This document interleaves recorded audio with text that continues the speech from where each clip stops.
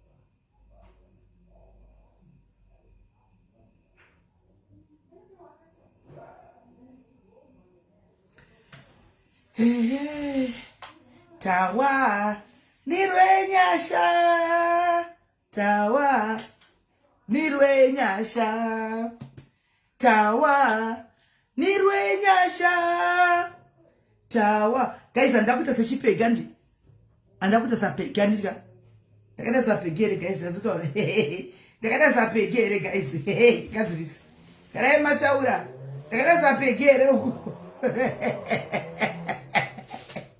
Yes, guys, mascara say, guys, mascara say. Now I'm boy, live by public demand. Varidzwe live uyai. Varidzwe live item study padhuze tuone. Item study padhuze varidzwe live item study madhuze. Kwanzi kupisa singaiti. Izvo ndakatovhura mawindows zvisingatoiti. Kuri kupisa singaiti. Thank you my Nikki. Ndandototi pamwe kuda looking sapegi. Okay. Masquera guys, masquera guys. I hope masquera bo, mese masquera bo. Masquera getting go jamba munyaya guys, asida kugarisa at least 1 hour 30 minutes. So ndobva ndainda 1 hour 30 minutes. Ndaona kuti live kwa isikupera. Ndambozama kumira kuti vapedze live. Ndikaona kuti kodoshiba. Topesa tatozata live yachiona vachingori pa live. Inyaya dziri kupisa kaidzi. Saka ndambomira ndikambomira ndikaona kuti avasi kupedza. Right. Saka tine nyaya guys zvinhu zviri kuitika guys. Ndofunga mese makaona. Regai nditange kumashure mutichinda nenyaya kuti munyazonzwisisa. Ndofunga mese makaona video ye mwana akauraiwa nemurume chakati chikomba chamai. Video makaiona tinotaura nyaya dziri kuitika kati mupenyu wedu anditi in our day to day lives nekuonesana nekudzidzisana. Pane chikomba changa chidana namai vaya kuhararoko. Iharare kana kuti kutara meni ndokubva vazosiyana nechikomba. Asi kunonzi vasiyana nechikomba ichi kudai chikomba china kunge chazvitambira zvakanaka kuti handichadiwi. So mukadzi uyu akanzi vakatanga kudana na 2019 nababa ava. Si baba vave nemhuri yavo. Andi ndazoona video yemudzimai wababa ava achipawo comment yake achitotaura kuti toda kusvike patoda kusvika pamudzi wenyaya chaipo. Toda kuti kuzosvika ipapo. Saka murume uyu anonzi hana kutambira zvakanaka kurambwa sekuti ainda kumba kwemukadzi uyu kwegirlfriend yake. Vana vanga vamujaira everyday kumuonapo. Vakangomugamuchira sababa munga sadedi vavaisiva. Ndobva apinda mumba muyamai vasimu ndokutora vana semunhu wavanoziva. Vakanga vari comfortable around munhu ushu. Ndokuti kune vana ngatirarei. Ndokurara pakati pevana mumoko. Ndokuti vana varara ndokumuka usiku. Ndokutora banga. Ndokubaya umwe mwana apa andika mudiki mwana chibva afira ipapo. Ndobva anotraya kunobaya kunonzi akatobaya kakawanda tsvaga tsinga kuti adambure tsinga ine banga. Tishora vana vatotora mazera ne6 years ne8 years. Ndobva adambura umwe mwana achitonzi right now he's fighting for his life ari muchipatara. Asi one mudiki ushu akabva ashayikira ipapo. Chikonzero chiri chekuti anzi kumufakosi. Thank you babes. Chikonzero chiri chekuti mai vana chekutanga pane mafita zakawanda. Vana vakavhurira murume uyu chero vana vana kuzati mai vakarambana nemurume uyu. Handitika mai havana kuzvifungira kuti murume angadzoka negweseri akaita zvakaita izvi pavana. Handitika mai ava trusted murume ucho vachiti boyfriend yangu. Zvandogara ndichikudzai zviya kuti sometimes can be married to your enemy. Uchivata enemy yako ichikurongera zvakaipa, iwe uri murudo uchiti murume wangu asi achikurongera zvakaipa. Ndo zvakaitika. Mai avangotarambana ndichamudi. Handika ndiri kumudzinga dzokera kumba kwako. Havana kuziva kuti uyu munhu atoronga zvakaipa. Munhu avairira naye remember kubva 2019 vana vakanga vatori comfortable around munhu ushu. Ndosaka even vana vasina kukwanisa kuti varambe vakavhara gate door pakaya baba vakavhurira baba because kwavari vaiziva ichi vari dead. Noti kunotonzi nemukadzi wachina panga achitaura aibhadharira vana va school fees. Handitika asingabhadhariri vana vekumba ku school fees. Handiti according to mai vachitaura panyaya ndaona nhasi mukadzi wacho original anototi baba vanenge vanga vakatodyiswa. Isitoziva zvedu kudyiswa panenge pasina, nokuti kana munhu apinda murudo guys, apinda murudo anokangamwa zvimwe zvese izvi, anenge akufokasana neipapo paanenge ari murudo panguva iyoyo. Anoona saka nyaya iyi inotirwadza, yatibata vanhu vakawanda stereki, nokuti mwana mudiki afira kusaziva. Handika zvakare let me put it in the right words. Handitika mwana uyu afira chihure chamai ndochaafira, because chekutanga dei mai vakanga vachirespectawo vana vavo mumba, vana vakomana vadika kuti vaisapinza murume mumba vana vachiona. Vana ava they were not going to know this man, they were not going to be familiar with this man. Hanimona but kutoti vakave comfortable kutokwira pambedha kurara naye mai vasipo kureva kuti murume wavaiziva. Handiti in the process zvauraisa mwana asina chaanoziva. Hanimona I don't know kana maona video guys, kana maona video mese mai ava vatosimuka yescotetudha vakaenda because vaitsvaga rubatsiro rwokuti vavige mwana wavo. Asizve nemari yekuti mwana abatsirwe, asizve mukatarisa mai ava vanga vari all over nhasi nemavideo. Pane mapicture akawanda abuda all over and I don't know if it's me but kana maona we are not here to judge, not tionesani. Maona face yanga ndichiona mune maonero enyama itawo pamunhu akashakirwa nemwana akaorerwa mwana nechikomba nezvamudaonawo. Handitika I don't know, maybe looks can be deceiving, I don't know. Koita mukadzi wababa vekumba handika achibuda achitaura vision yake kuti baba vanga vasingasawi kumba, baba vadzimangwenda ikingatoka pakati pousiku ndowana vachitaura nemusikana uchu mumba. Ndati muone mafambiro enyaya ishi. Hanzi nemukanatirega indi kuplayere kune vasina kuona. Let me hanzi iri piko masikana munenge muri piko tirega ndikuplayere mhinduro yamai. Handitika titangire ipapo kuti munyatsodzwisisa. Handika tigosvika patinoda kuti tisvike.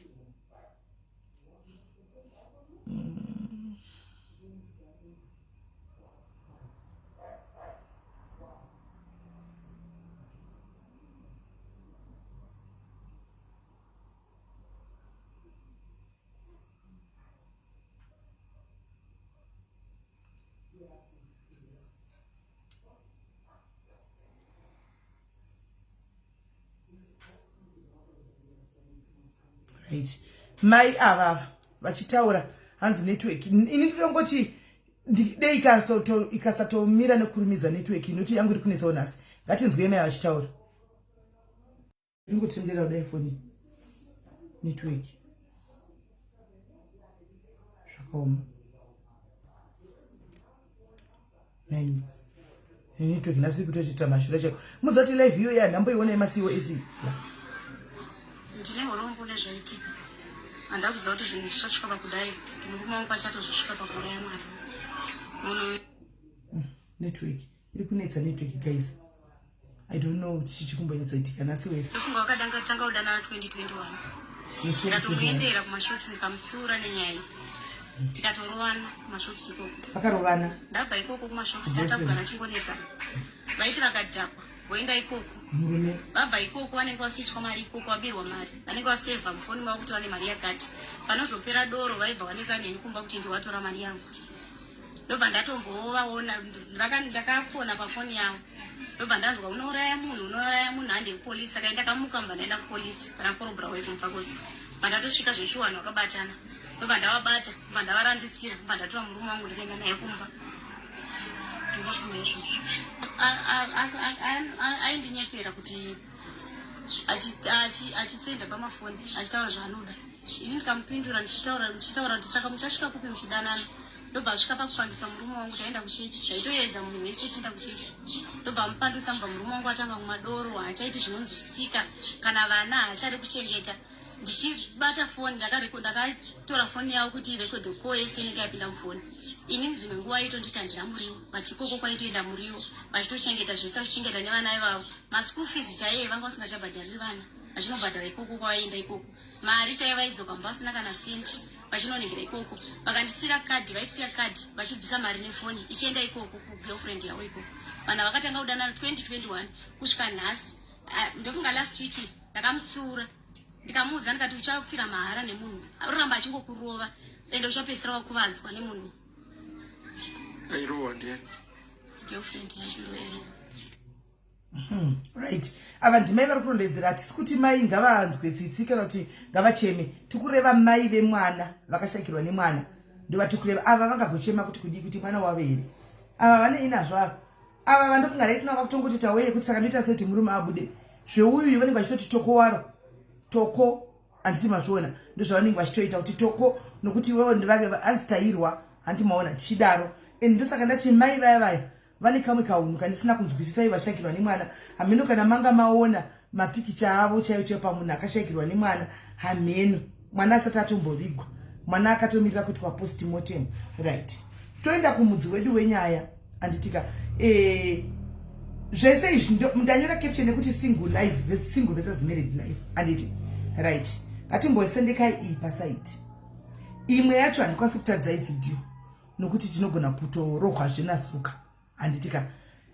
Pane video iri kutenderera yamai vatora foni vakapa mwana wavo vachizviuraya, vakati rekodha mwana ane 4 years, vakakwira pacheya mumba mavo, mapango emumba mavo manga musina ceiling, vakazvisungirira ipapo mwana achingorekodha. Mwana anenge asingazvi chikuitika chika pamanga achiti mai vari kutamba kana kuti mai vari kudii antimaona. Vakabva vaisa tambo yaye vakasungirira tambo muhuro mai vaya, mwana ari kurekodha, mwana ane 4 years.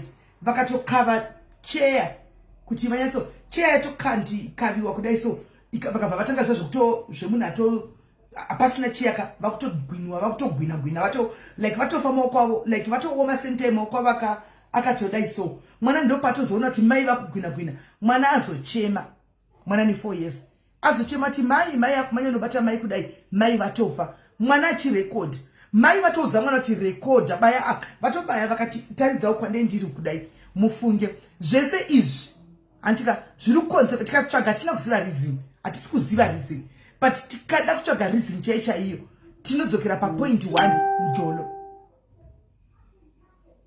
mujolo tikada kutsvaga kuti chingave chi mukadzi uyu azviuraya obviously anenge achinzi kufixa munhu amene whoever wadana kare baba vemwana anoti ndiani but vatraumatiza mwana kusvikira anofa. Mwana ushu akaona picture yamai vakachirekodha mai vake vachifa 4 years paachakura anenge achingori nepicture yamai vake vachizvisungirira vachizviuraya, kushungurudza mwana nekuda kwemujolo. So tiri kudzokera kumunyaya dzemujolo zvakare. Ndosaka ndazokumbirwa nevasikana vandikumbira kuti tokumbirwa kuti mumbobata nyaya iyi.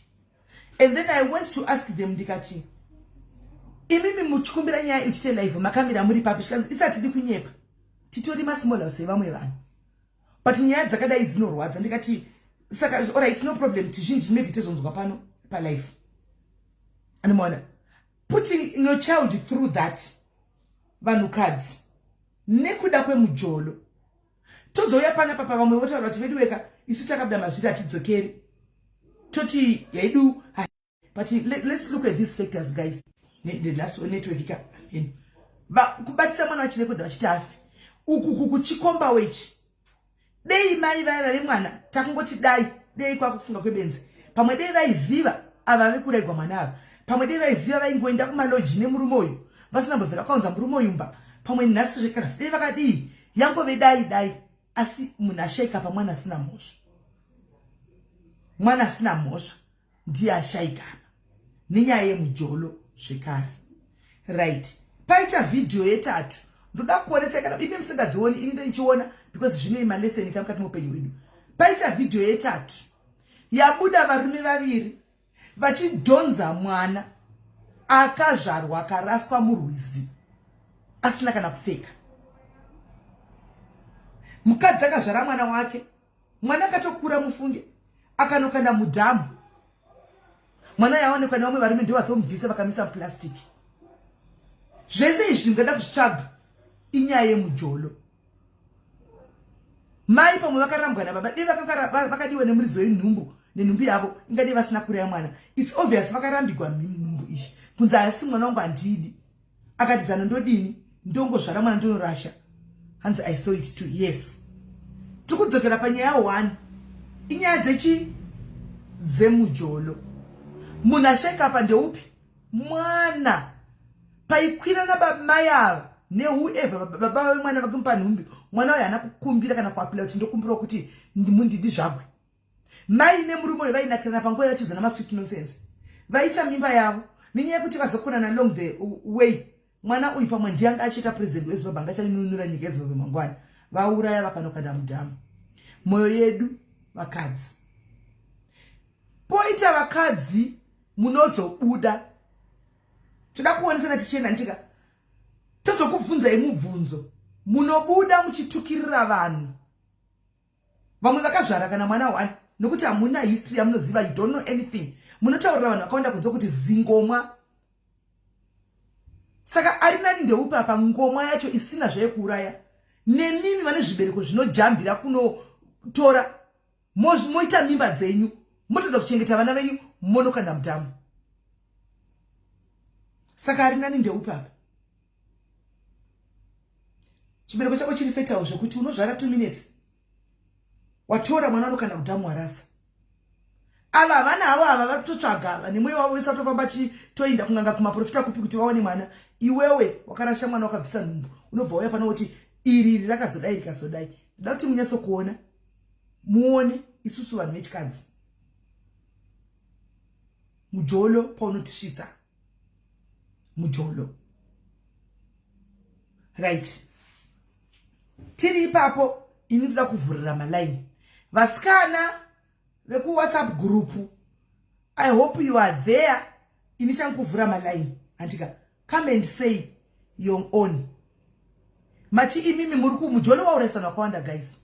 Mujolo wauraisana kwanda. Izvo zvinishara kudai so pa 470 people vari pano. Izvo ndakudza ichokwadi ka handisi profita. But ndokudza ichokwadi. Tine 50 people panapa. Izvo zvi right now. Umwe ari kundiona achichema. Izvo as we speak. Umwe ari kundiona haudi palife akapfeka maglass ane black eye. Umwe ari kutorohwa as we speak right now. Mujolo. Anyway, vafona rigaitinzwe. Hello pamjolo. Hello. Yes, muri say. Hello. Yes, muri say. Hello. Yes, my sister muri say. SIS MELLY muri say. Aiwa tiri kukunzwai. Mushe. Ndatotega kutanga kufona hangu ndisati ndatangirwa because SIS MELLY inini chandoda kungotaura kuna mai ava vekubairwa vana nebanga handisi. Makatarisa pekutanga panyaya pavaitaura kwatete tuta. Vakataura shoko rimwe rakandibata rekuti hanzi adza kuma 9 o'clock ndakutoenda kumba 9 p.m. Vana vari vega. Vana vane boyfriend mu one room. Hold on mama. Hold on. Mu one room it means vaitorara vese ne boyfriend nemwana musikana ane 12 years. Mu one room nevana 3 ne boyfriend mu one room. Vadaro vava sina kana totongoti vava sina kana ke vanava vanandofunga vekungoti vakangokura vachingosara vega mai vachienda kumabhora vachiita se vachita zvese. Saka vava sina care nemwana kuwerwa mwana kunorwadza but ukada kutozvitarisa mai vanhu vakatokonzeresa zvese izvi. Havana kana respect kana nevana vavo. Vana vaingonzi tai chero zvamafunga. Imi ndakambofunga mumwe musi so muchiita imwe live so muchiti handina kukwanisa kuenda because kwamaida kuenda imimi SIS MELLY muchiti vana anashakira vavari vega pamba anti vanga vasipo.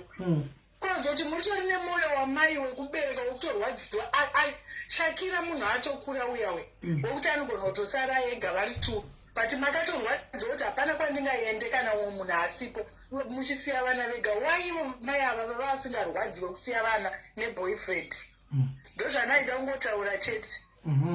Right, thank you very much nemapoints enyu, thank you very much nekuvhura point iyoyo yekuti vakati dzanga dzava kuma9 ndakuda kutoenda kumba handimona. Saka imimi why ndoda kuti mubatisise chimwe chinhu madiaries, live iyi haisi yamai vaya, ndoda kuti mubabatisa ipapo.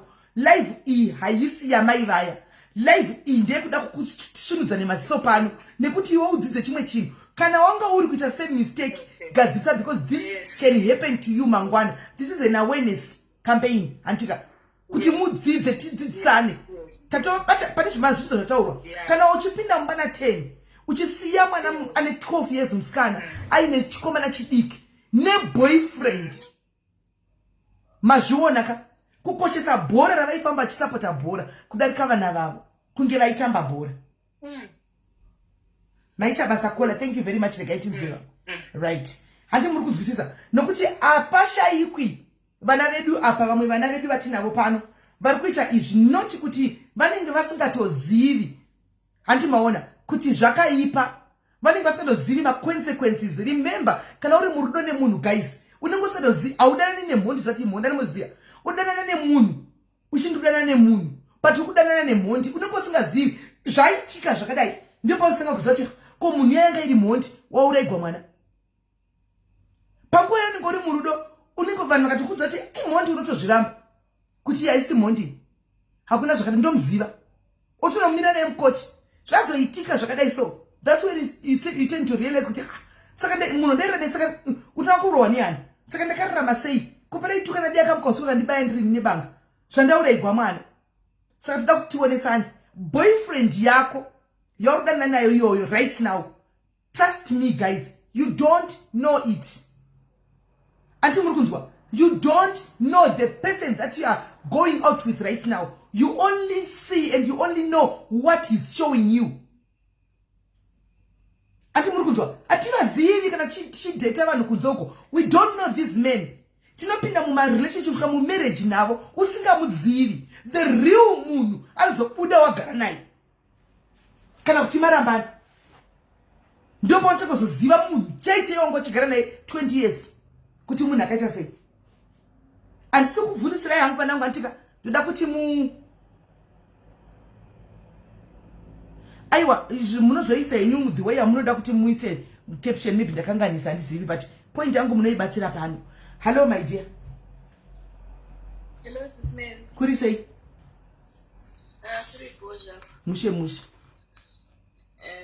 Ini ndoda kungotaurawo nenyaya yamauya nayo inyaya yakanaka chaizvo. I think also isusu ine single mom. I think also isusu masingle mom tisu tinokanganisa, because also we want to introduce our kids kuma boyfriend of which auziye kuti boyfriend uchakurora here. At the end of the day tarisa kuti waintroduce vana vako varume vangani avanoti ana daddy.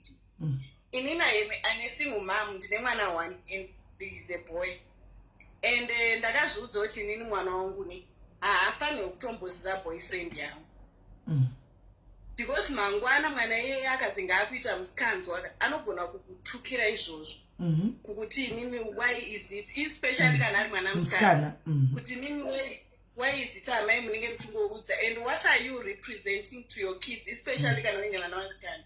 Kana uchiti nhasi waunza apa mangwana waunza apa, it's not good. Saka isusu as masingle mother ngati kana uchita maboyfriends ako itira kure, kuti mwana wako hakuona kuti uri kuita sei, ita kure. Kana wakuzonopinda marriage, maybe that's when you can introduce your child kune boyfriend, because mazuvano mujolo yamazuva aizikanwa wadanana nemunhu 2 months mwana auya ati date, mangwana ana date vachinatopedzera vasvika 10 kana kudarika pedzera neconfusion. Saka ndozvanachida kungoadvise kuti masingle mother, let's not introduce our kids kuma-boyfriends. Ngatitsve my-boyfriends kure nevana kwavasingatomboone kuti mama vari kuita nezvei. Thank you very much Kola. Thank you. Right, ndisinguledwi ari kutaura kuti une mwana musikana munezama cases mangani mimi kuti mwana anomitiswa neboyfriend yamai nokuti mai vanenge vane boyfriend avo inouya mwana ne 13 years vatotanga kuenda period kavana boyfriend mai avapo vanenge vari kubhora vanoya kubhora na 10 boyfriend remember kuti boyfriend asi baba vemwana maboyfriend mashoma no respect vana and more especially kana musati marorana muri boyfriend negirlfriend vashoma no respect vana venyama orara nemwana ushu achirana na mai achirana nemwana ushu achirana na mai kana kuti iri nhumbu munozozviona kana kuti isiri nhumbu munogona kugwara mose mai nemwana mapiwa chirore nemunhu wani musingazivi inandisi kutuka iva nangu dangu toda kuti tionesane nokuti pandakaona nyaya iyi kai ndakabva ndanyatsofunga ndikati ai opener ndine masingula akawanda andika masingula angu aya anomborarama sei nevanhu vavo I don't know remember masingula angu aya vane vana handiti vamwe vanogara nevana vavo vamwe vacho muma one room zvinofamba sei kuti unopinda nemwana mu one room worera naye pamubhedha mu one room mune vana vasikana vakavata pasi I one room panofamba sei? Hello dear. Hello, Panjolo. Caller, hello. Okay, I don't know the network. On saka ndida kuti masingles muonesane one kudzisana anditika then zvakare tichita zvene kuma married anditika nokuti panyaya iyi pane two factors anditika mavanzwawo married vachiti takambotukana takambogwa zvibhakera anditika tichapapinda ipapo takamborwa zvibhakera nemukadzi ushu saka vese muri kukwana married nesingle tukwana ipapapa. Hello caller. Caller, hello. Hello, SIS MELLY. Yes, muri sei? Yeah, and right here, Taura is so touching, man. Right, Nini, I think Jangoti Gaga Gandhi Kumidze Pamo Mukana. Pane amaya vaveku rairwa nane chikomba ichi. Kune inonzi term inonzi schizophrenic munhu ari normal but brain dzake anotozwanisa kuonekwa nemapsychologist kuti this person is not okay. Saka sometimes you get into relationships nevanhu vakaita sevavavo kana mukambotasa machanel kuamerica ekuti there are people who would say if I can't have you, no one else must have you. Either the way unofa kana kuti nini unofa kana ndoita something chinoita hate you kuti chirambe treaters. Saka my advice to my sisters is if you are getting into such a relationship, cheka munhu wako, state mind yemunhu wako. Vakatoignore ma signs according to the interview yakaitwa na attitude.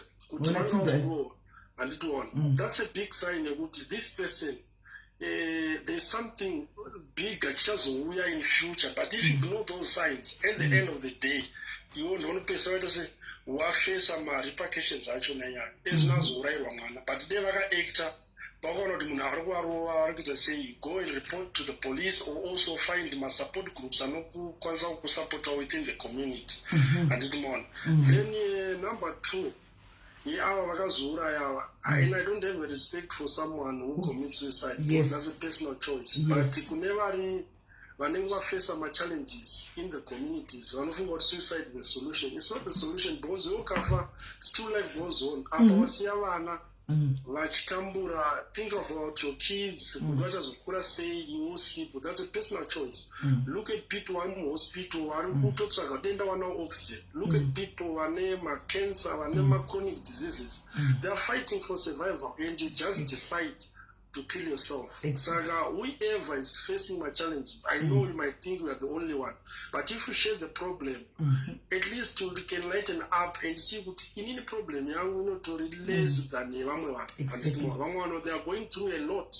So if you put your problem on the table, you realize you don't want to have a problem are worse than yours. So go out, expose yourself, talk to other people who can help you. Thank you. And it more. Then the last one, I would say Mutemo Zimbabwe is letting us down. You realize that Mukazu Agabatwa, ndiye anosuwa rega. What about Murume behind this scene? Both Manawi aga create on 1 2. Yes. And it more. Then Murumo have neglect Mukazu have shares do this. So the best way is Ukanda Manau Muraya with a say and it more. But the men behind this ari kufamba scot free, haana kana haana kana anything chinombodha because iye angomitisa ibhaini. Saka masisters aya panozoshaya kutoita sei akunorasa mwana, then abatwa ndiyega anosungwa. Why can mutemo wekuzimbabwe kuti kana sisi avabatwa vanoziva babo vemwana? Handiti ndiye akandinitisawo, handiti akaramba nhumbu yake. Saka Messi have committed the crime. Yes, very correct. Saka ngapaitwe DNA to show kuti avava ndiye akamitisa uyu. Nomaiti mwana wacho achachengetwa naye. Handiti maona. Then kana vachienda kujere, ngavaende kujere vese. Yes. Yeah, so thank you very much, man. Just napeza masforce. Thank you. Thank you. I agree with you 1000%. Thank you, my brother. Right. Manzwaka bato yaone me point anasina mbofunga. Yekuti panoraswa mwana ngapasungwe vese because muitiwe kutundiraka namai anditika vanhu 2 mese makomita made iwe wakatiza wapusha uyu uta komita made saka mese endai kujeri but mutemo wedu unozvinyirira wani munhu akakatakura mimba woti kutakura mimba yacho gwadzwa nayo woti kutizwazve woti zvekunda kujeri kuno kuti warasha saka mutemo uyu panamba 3 apa pakapa panfa kuti dei government ichimboyatso kuongorora apa handi mazviona. Right, vakataura kuti panamba pane yekuuraigwa mwana pane inonzi iyo seizvova kamene toza schizophrenia nerimwe riwe dzavazotaura zvinenge zvinhu zvakada kutifambira nei handi maona kuti kuri munhu anenge achitorwara mufungwa chirwere chekupenga kabisira but chinokwanisa kuonekwa nemadoctors chete. Unoona chokwadi vari right because mukatera mekwe vaibaya tsvaga tsinga achiramba achingobaya pamwana kubaya achitsvaga tsinga shuwa samwe asisino maupati kose yanga ari nomaposa sei mukadzi wakasina mbomubaya angozomirira kunobaya sei asina kubaya girlfriend. Saka ndifunga kuti schizophrenia inoshandapa because kana ari munhu kuti if I can't have you no one will ingati yabaya mukadzi ani muri kuona this was a planned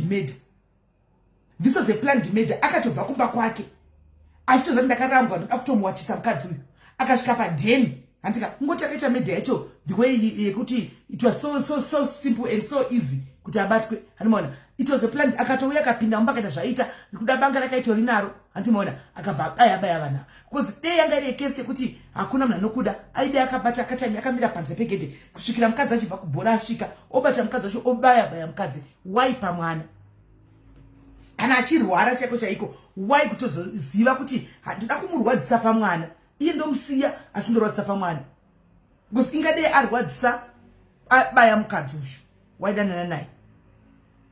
Hanzi inopinda SIS MELLY mavoisi anomudza kuti uraya handisi kuramba kuti mavoisi anomudza but mavoisi anofa kumudza munhu akamutadzira handizvo here manesa munhu akamutadzira voisi inoti uraya kumunhu ari innocent munhu wakamboti mwana wangu aiziva zvaiita he knew what he was hapana voice aitoziva kuti toda kumubata panorwadza kana guys tichida kuwachisana ndokubata panorwadza ndo pado kubatira ndo zvakaita murume uyu hapana schizophrenia regai aende kunoorera kujeri asiwo ipapapa mutemo wangafanira kubatawo kumai ava negligence nokuti na 9 o'clock vanga vari pai mwana ne 12 years achiza tasemu mwana ne 5 years vanga vari pai where was she vachiti vana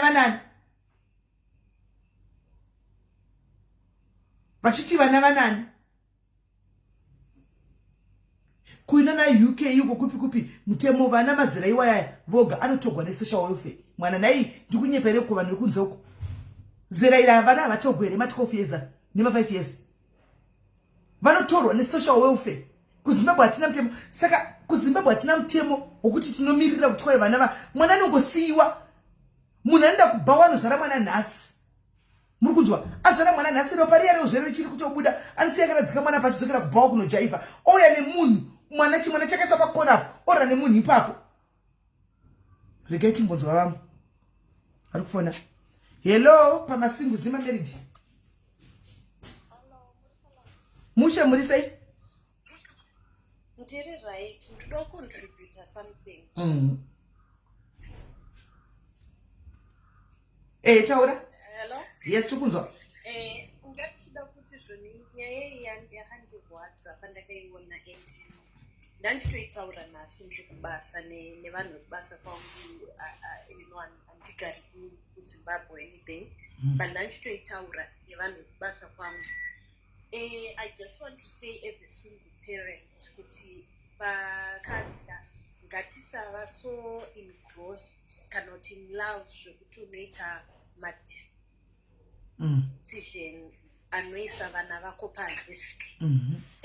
Ini ndakamboenda into a relationship gore rakapera 1 year munhu wandaifambidzana naye never got to see vana vangu, never got to speak to them at all other than kungovaonerawo pamapicture.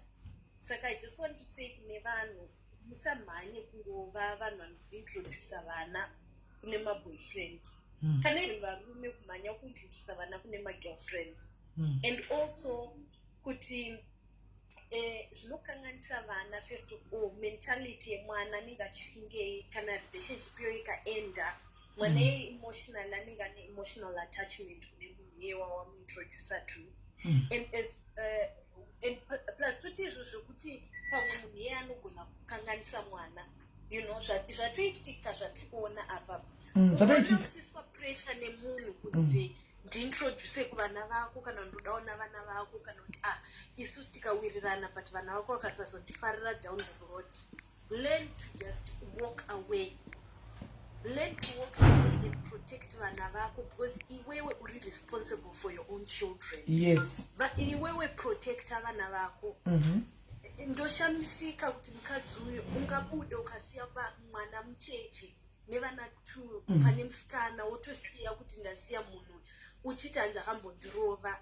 Kana munhu akatombokuratidza a side yeviolence yakadero, why would you then trust that person with your children? As it make sense. And asiri ega mukadzi anodero variko vanhu vakawanda of course kuti vanoti kana vakadana nemunhu even 1 year anenge akutoona kunge matom marriage saka wakuintrodusa vana wakusiya vana vako nemunhu yeye zvinoratidza desperation. Zvinoratidza desperation and it's negligence at best kuti unongosiya vana vako anyway with anyone.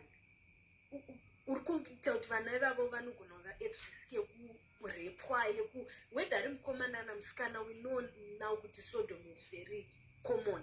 Whether ari mukomana kana musikana haikona kuva vanhu vari so reckless neupenyu hwevana vedu. It has to stop. And I hope kuti vanhu vanotora this as a lesson learned. Even nyangu pakapera gore uchidana nemunhu haikona kungomhanyira kuintrodusa vanhu kuvana vako because vaneva vanofoma mabhonzi nemunhu yeye kana pamwe baba vacho vari absent. Of course. Vaneva vanotanga kufira kunge ava ndibaba vedu munhu yeye ugena trust nevanhu vavo. Before you know it vana vako vanogona kutanga kuabuswa usikatozvizivi pamwe uchitogara under the same roof. Saka vakadzi ngatingongwarirai. Nyaya iyi yandirwadza and at the same time yanditsamwisa. And ndatozoitoitaura kubasa kune vanhu vasingatonzwisisi shona ndichitovaexplainera kuti this is so sad. But ndozvandaida kungocontributa vakadzi just please protectai vana. Iwewe as a single parent, a lone parent, ndiwe watova mudzidzisi, protector, provider, everything. You've taken that responsibility. Take it serious. Haikona kungoti sitakakura chingofamba murodhi saka zvinana basa. No. Negligence iyoyo. Anyway, sorry, ndangorwadziwa wangu. I just wanted to contribute again. Thank you very much, Nina. Thank you very much. Right. Imagine kuti guys, hama yako, mwana sekuru wako, mwana wambuya wako, mwana tiche wako anogona kurepa mwana wako. Cause total stranger. A total stranger yabva kwa yabva. Yauno utrust ni vana vako mba. Be it vasikana, be it vakomana. Munoziva kuti mbabo wenyu munodana nengochani musingazoti ngochani. Izvozvi right now munodana nengochani musingazoti vanhu venyu ngochani. Womupinza mba mune mwana wako, vana vako vakomana ivavo. Woti havakomba varume vese vangagoitei. Unodzoka mwana abhovhodhwa mai mwana kushuroko nevarume ava. Hello. Yes, should you say what?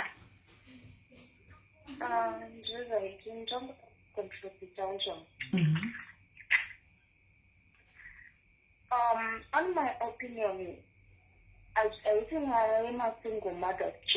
Is the living and could see a vachiona meeting.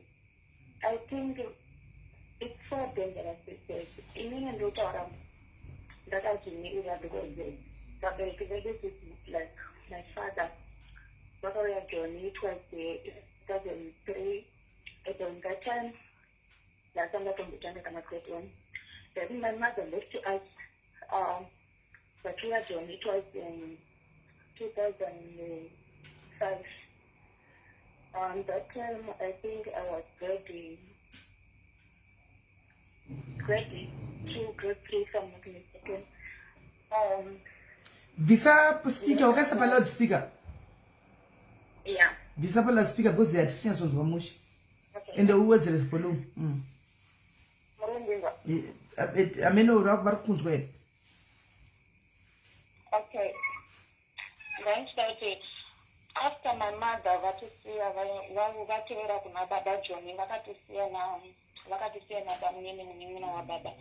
vakanga vane mukadzi wavakanga ari peipapo utaigara namainini then pamina vaniko vaishanda samwe but vaipota vachidzoka kumukadzi wavo but vaingogara pamba ipapo. Then the other night he came back and he came to me and he raped me. On that time I was oh shame, sorry. Bamnini minwa baba. Like I'm not baba. It's my father, like on that time I didn't know. He was like touch me, he made me to touch him. On that time ndakabata like anditokubata chigumwe pakati chigumwe chidiki changu ndandibata ndikatadza kuisanganisa. It's too I still remember that he did what he did, but on that time and he told me never to tell anyone, and I didn't even tell anyone. And when he was done, he went back to his wife and he slept with his wife. And in the morning, that my name and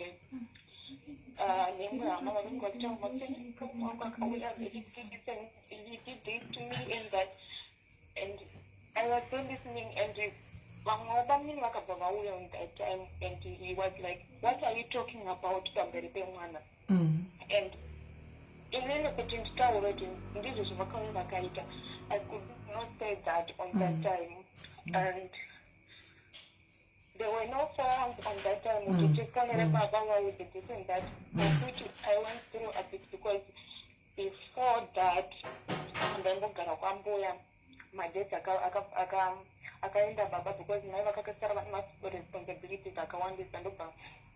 so ndandendisa kwambuya ndakambogara kwasekuru ndokwandairero but ndakazobvako after mai vangu vabva inini vachiuya joni ndakazobva kwasekuru because mbuya vaiita like vakanga vachindiabvisa like ndakadzidza kuise manga bhaketi remvura rakazara 122 because ndainditika mvura wekudzime okuchipaiwa kure kuti vaite washeni saka kuti uchichera mahafu bhaketi nesingakwanisi saka ndakatopedzisira ndakugona kuti ita ndichere bhaketi rakazara kuti ndisadzanyanya kusamba zvakawanda. Saka even pachikafu vaigona kuti kukutuma wobisara wobisa maseti kuku wodya iwe wozouya uchinzandikanga nzungu pandiri panapa ukandipa nzungu handicharge nzungu handicharge ndovi because of that ndakadya. Shame. Like nzungu ndodzadziri like vakanga vane dura renzungu dzakaoma dziya kungovanditora nzungu mudhura ukange udye uchiyanzoona kuti vanhu ava vadya. Mbuya vako esi mai vababa here kana kuti mai vamai network yangu ikunetsa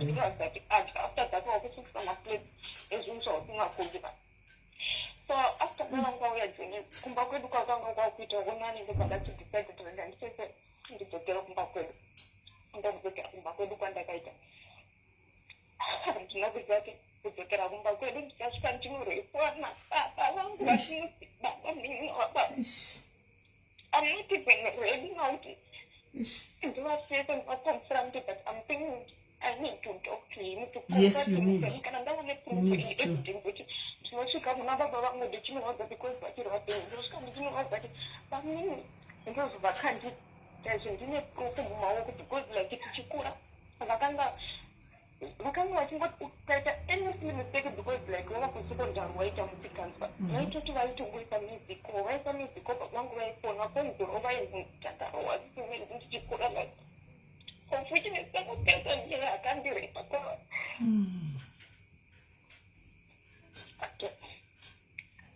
But why didn't you, now that you are old? Single mother or what?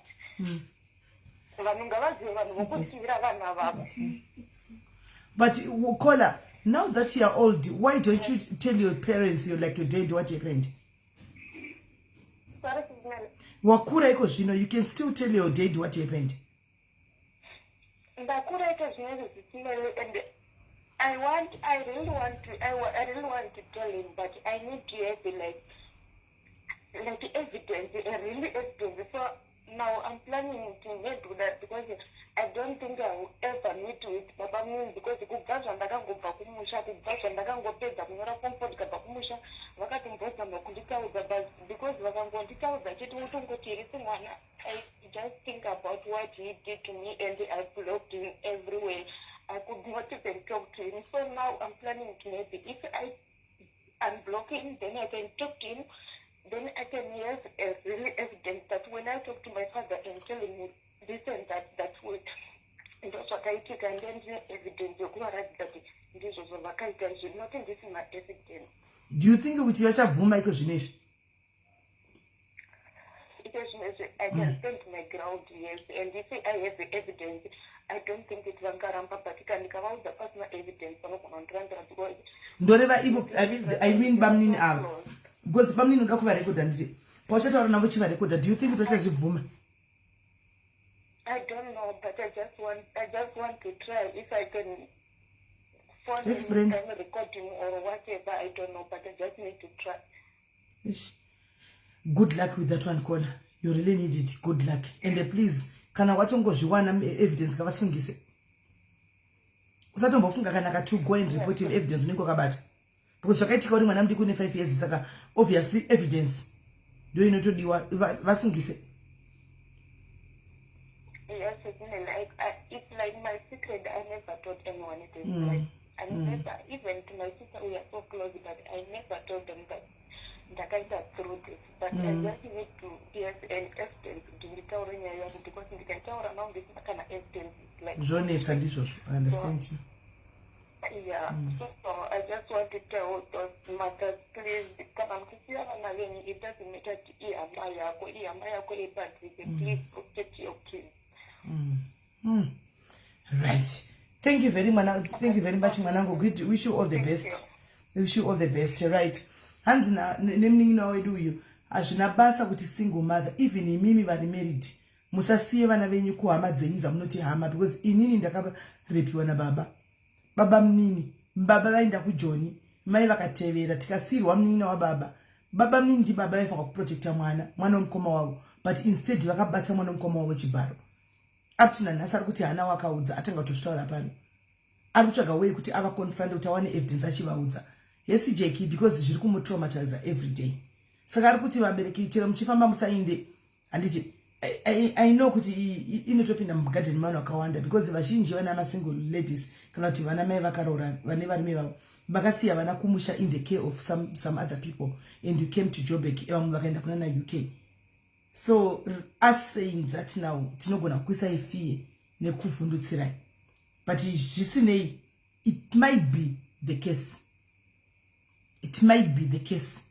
Kunenge chindakasiya vana vangu mumaoko in the capable hands only to find kuti uye munhu ari kuti capable hands andimona ndanzi baba vangu aifona chiti kana kuti musika warova izvokurova zviya baba mnini vangu otomurovera godo rekuti chakura chachisikana chakunyengwa otomurovera izvo kuti ndo vaida kuvata naye. Saka point yake iri very important kuti even mchinda onai kuti moita sei kuti musiye anzi fonai namba dzakapinwa kwedzo namba dziripinda hapo maimaka onai kuti vana venyu munovasiya kupi kana zvaigona hazvo munhu ingofamba netirera yako nokuti zve unosiyira zve but makaona yamai princess vakasiyira sisi vavo vanhu vakazvoka vari 2 vakaraswa vakakurira kunherera senda hatina kuzviexpectation but sisi vanenge vachiziva kurwadza kwounherera, kurwadza kwokurira muchiderera senda, vakauraya mwana womunin'ina wavo. Nanhasi mwana haana kuvigwa. Saka totrustani. Who do we trust? Who do we trust? Tine kesi yamai princess yamuri kuziva. Ndakwenda kubasa. Mukoma takangozvogwa tiri 2. Tikakurira futi kuchinyaradzo senda. Chisara ine mwana ivana vangu inchishana ichitumira mari. Vachishana ichitumira mari. Vari kuya. Vari kuvawana boyfriend. Vakuto abuse mwana womunin'ina wavo. Kusvika pakumuraya, kusvika pakunotora, pakunoviga mapatsuko. Sisi va blood sister yake. Saka totrustani. Andidi kuvhundisira vana vari kushanda, vana vari kumusha. But I don't know kuti vangaitwa sei. Ataura valid point. And ataura achitipa example yake kola. Yake. Mini ndise kuti zvinoita. Ende zvikutoitika. Right. Hande imberi. Hande imberi tinzwe. Hande imberi tinzwe. Ma married. Murimo mdzimba. Nevarume venyu. Sometimes you are sleeping with the devil. You are sleeping with your enemy. Chokwadi chakangondaka, sometimes you have to call it a spade a spade. Murume anokuda akurwadzisa. Ukona murume anokurwadzisa every time, achikuro every time. Enemy yako. Enemy yako. Inonzi dining, sleeping with the devil. Any movie rakamboda randi. Rakambobuda here, movie, something on a series or whatever.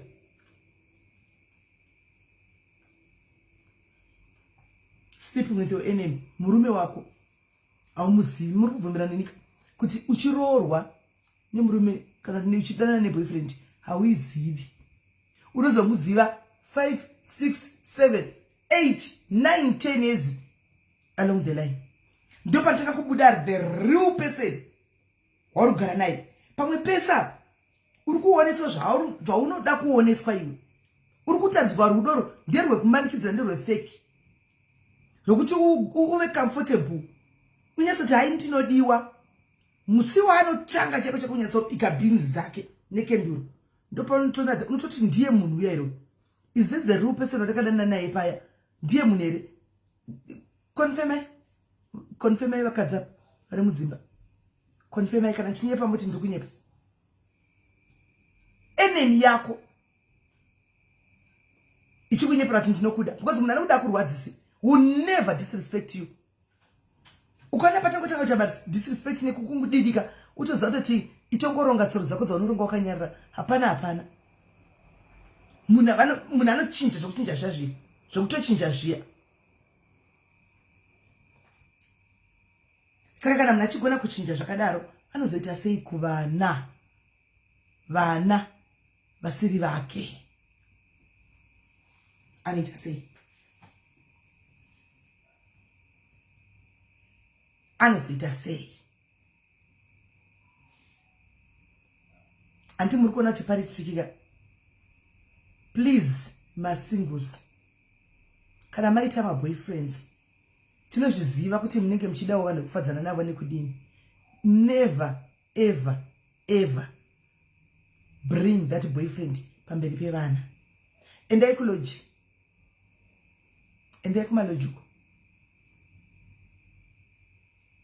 Let it be a lesson. Madzidza chitiko nyaya yese iyi mukuiona. Madzidza mujolo uyaganama. Izvozvi ndagara pane ari kufunga kuzviuraya. Pana mai vafa maiona video. Kuno mwatozviuraya kurekodisa mwana, ndo pango ndicho izvokuti vafa mai vandabasa nazvo. But vandiri WhatsApp kurekodisa mwana vachizviuraya.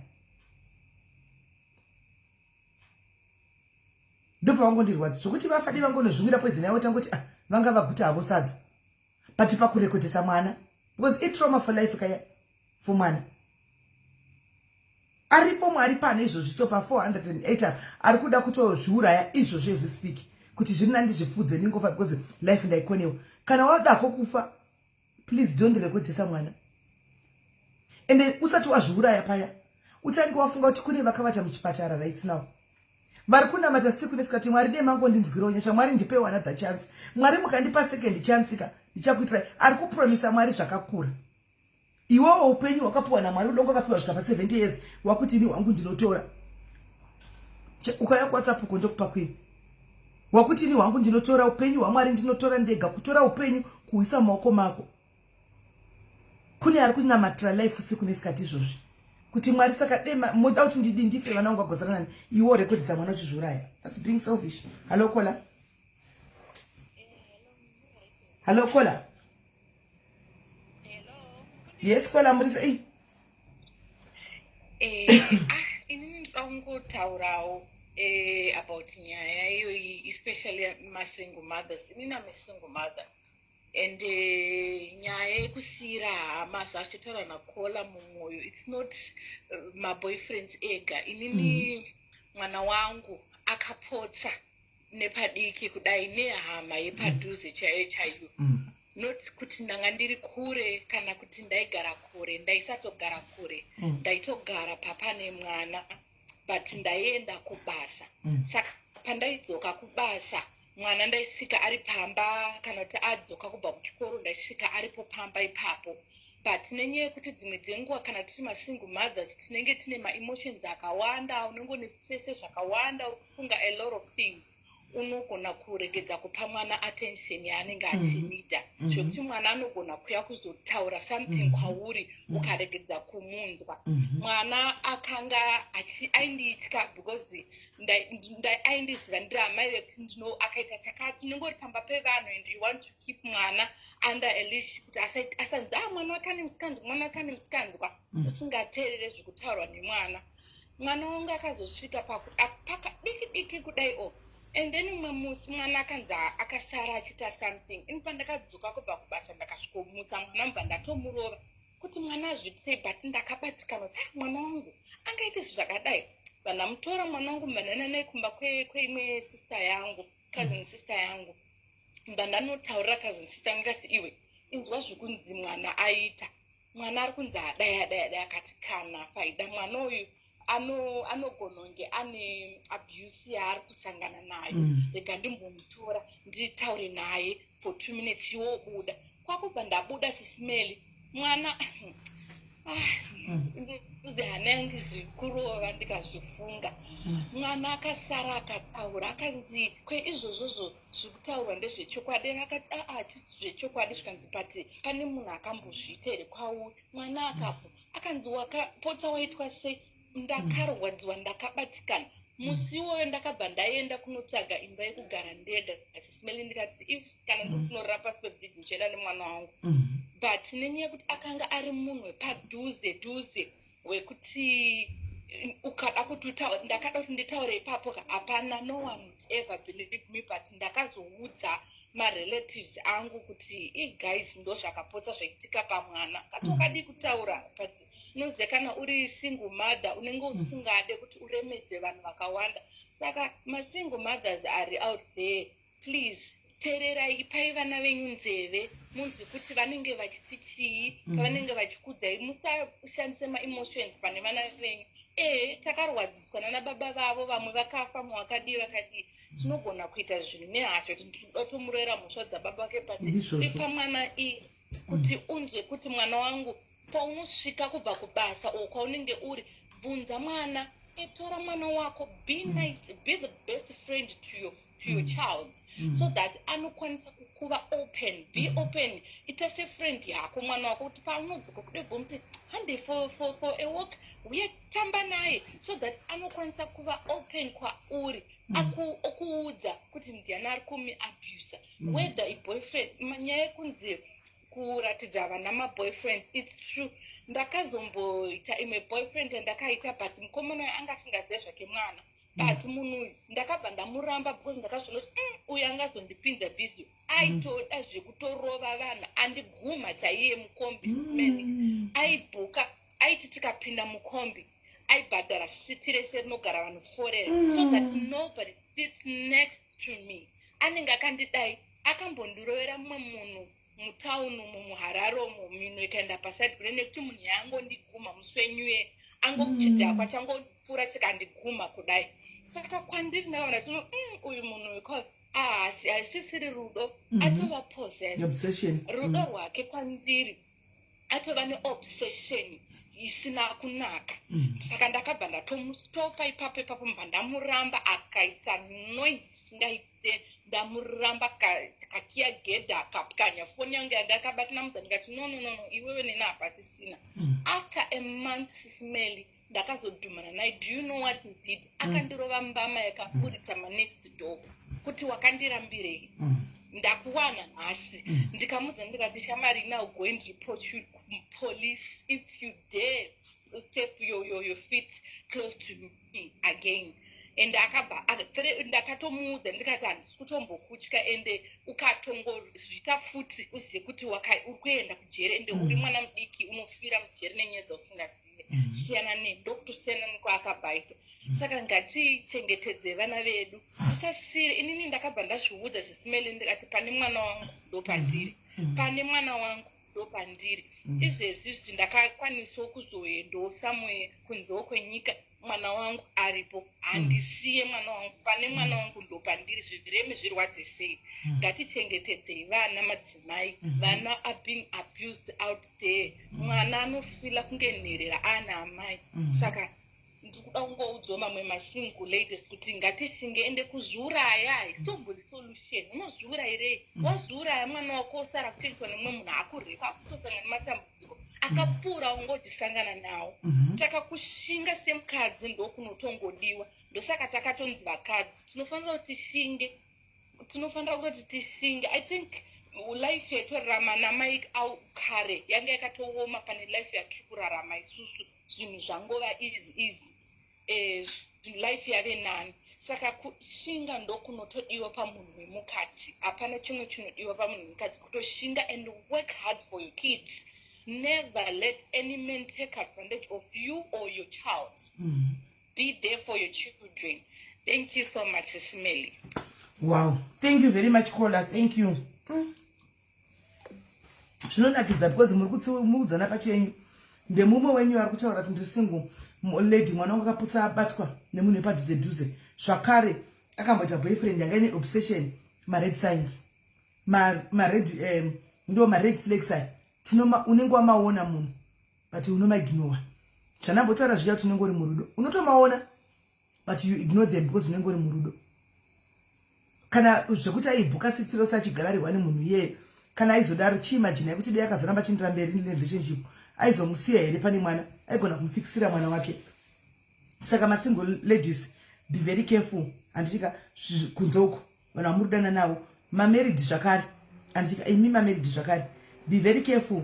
Nyaya dzemujoro idzi hadzina anodzigona. Handimaona musazviurayire nyaya dzemujoro. Stress yenyu vazhinji stress zhinji yemunhu ari married ndeyemujoro.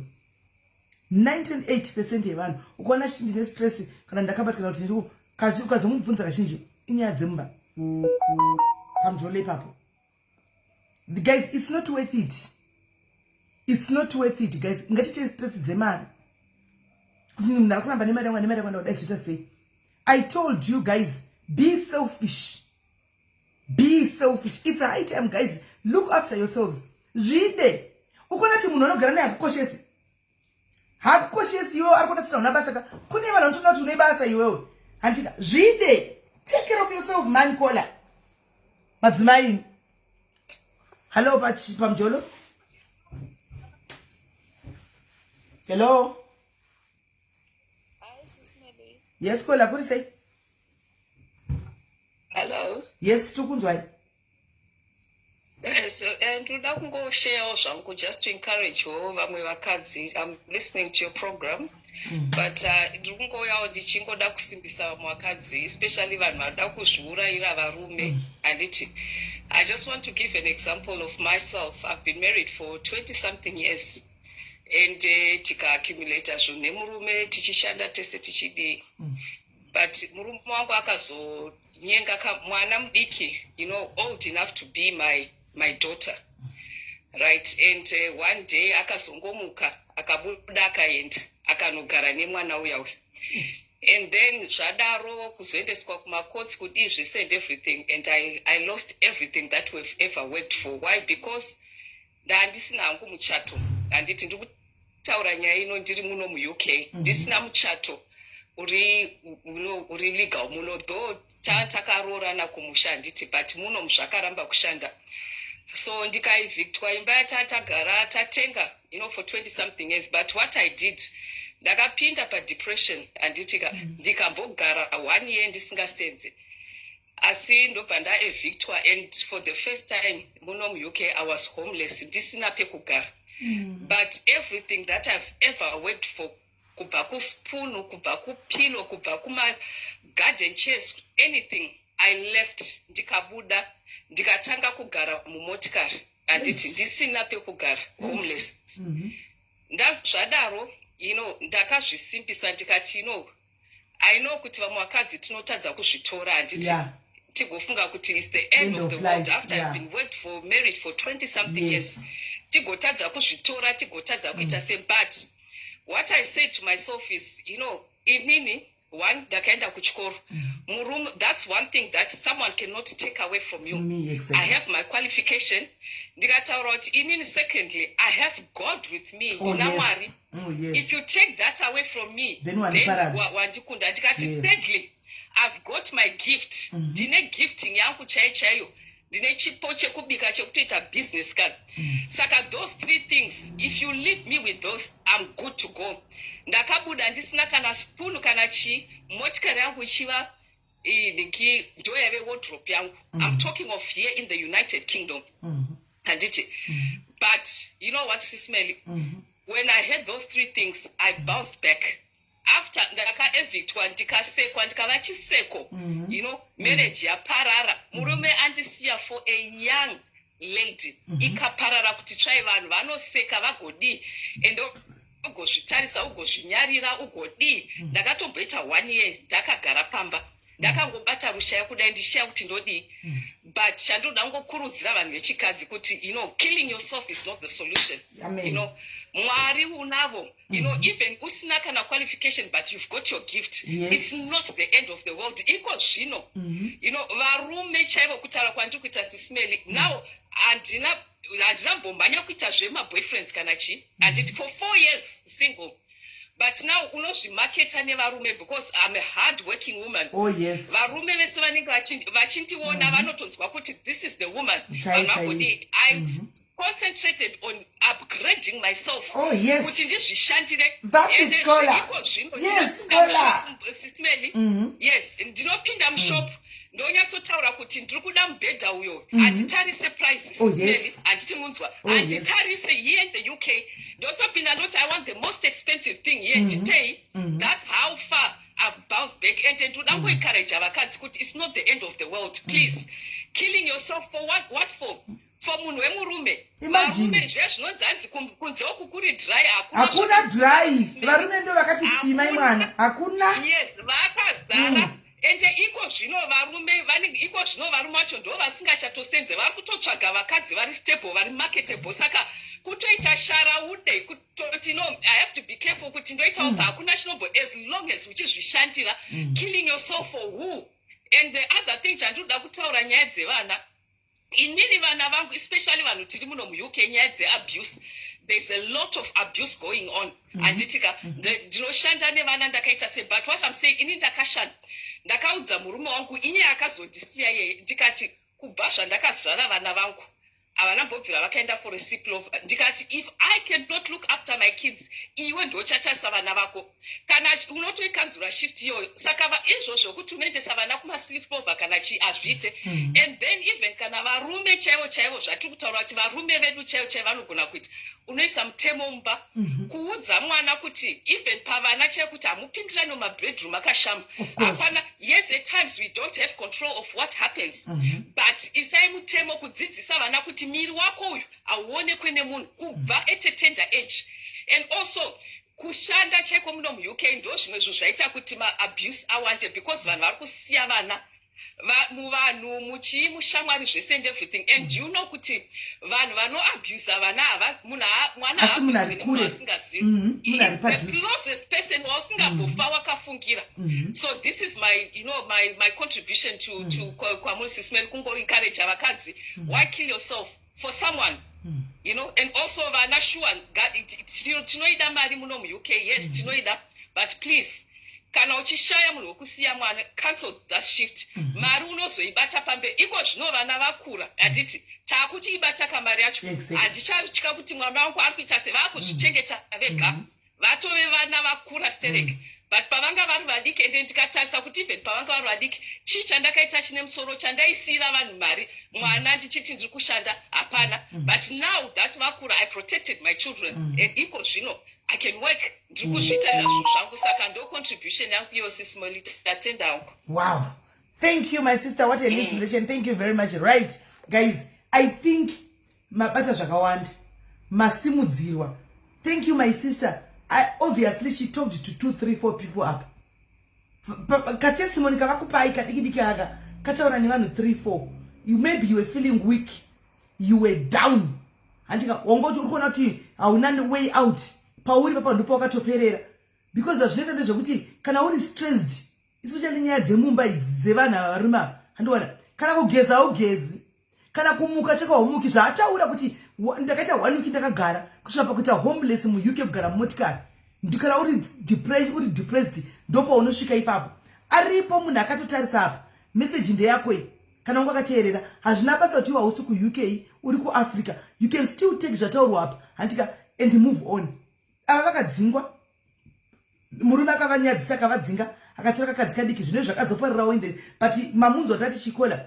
I like this type of empowerment. Hanzi ndinopinda mushopi inodhura ndotora kuti mubhedha handita surprise handika. That's what we should be isusu vakadzi. That's what we should do. That's what we should aim for sevanhu vechikadzi handika kuti tichionana kudai so tino inspirana zvavaita pavai vakati inspire tese handimaona kuti it's not the end of the life. Pick yourself up, do something noupenyu hwako handika. Be selfish. Chisiya kuchema, wachema zvakwana. Chisiya kuramba uchivhairigwa nemunhu wavhairi. Ina ndisi kuti isiyai marriage zenyu. Get me right. I'm talking to you as an individual. I am not talking to you and your husband. I'm talking to you. Iwe uri one wakantarisa handika.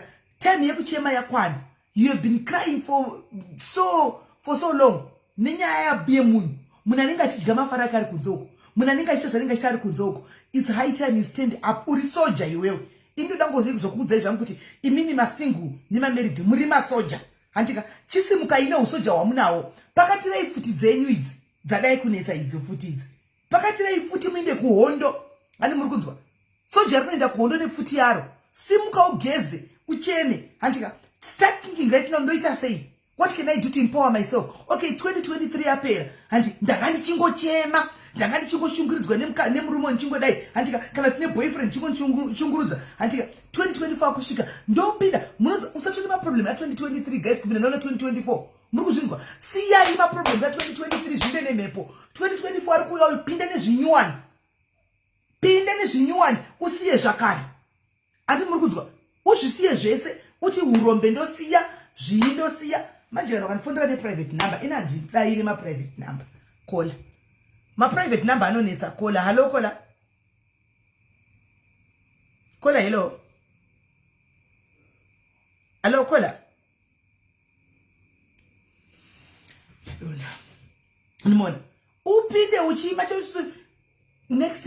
Ndoda kuti next year kana totanga kuti tichita malive edu next year ndoda kuti mumbondisurprise mumboemutira kuti SIS MELLY pane mukadzi akambofona chazvo ndakaita homeless ka tikataura nyaya ipapo yeku24 ipo paya ndo pandakakunzwa izvangu paya ndakanyara kutaura asi ndakasimuka zvakanga zvanetsa. Munoziva kuti kana wakutaura zvinhu zvakaitika hazvina impact, hazvina basa, zvakatoitika. Unogona kunyara kutiudza izvozvo zvino kuti uri musituation nekuti vanhu vanozokunzwa. But kana zvaitika ka ndozvitaura zvisina nebasa zvakaitika kudhara zvikapfuura izvo hasina nebasa rese.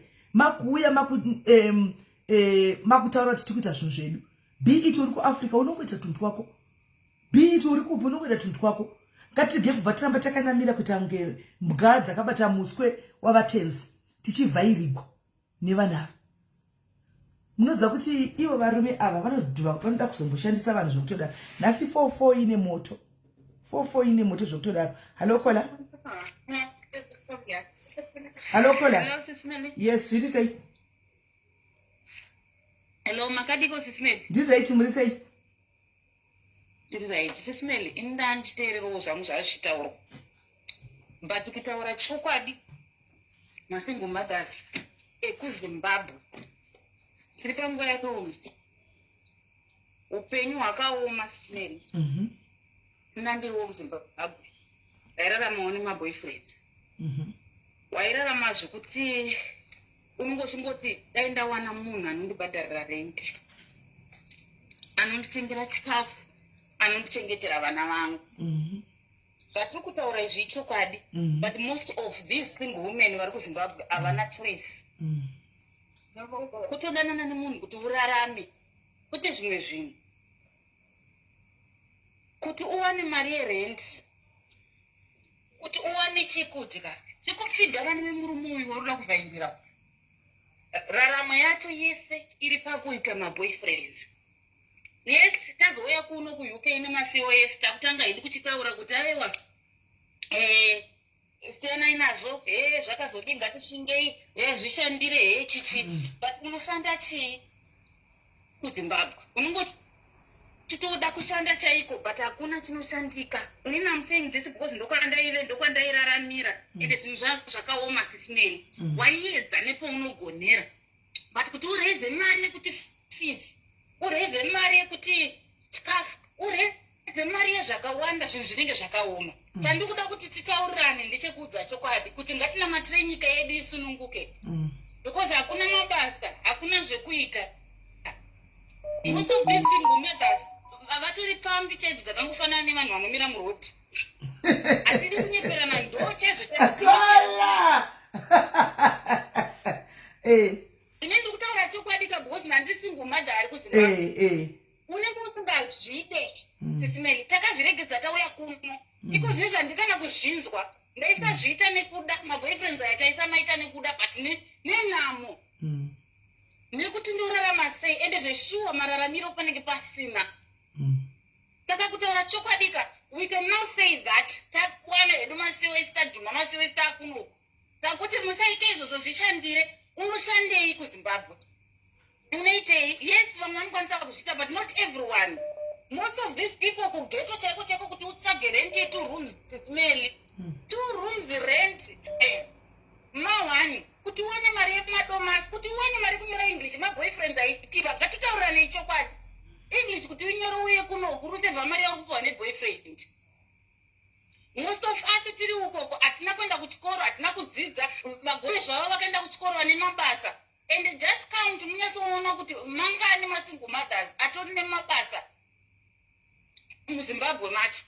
There are very few. The bulk kungoraramira kuti baba, and most of those ababa vacho vataidanana navo anenge ari married, achikuabusa, achidzokera kumba kwake, achikurova, achikurambidza kana kuita kusununguka kana kudii. But because ndiye ari kukupa raramo, ndiye ari kukupa mari, ndiye ari kukudii, ndiye akatiunza muUK muno.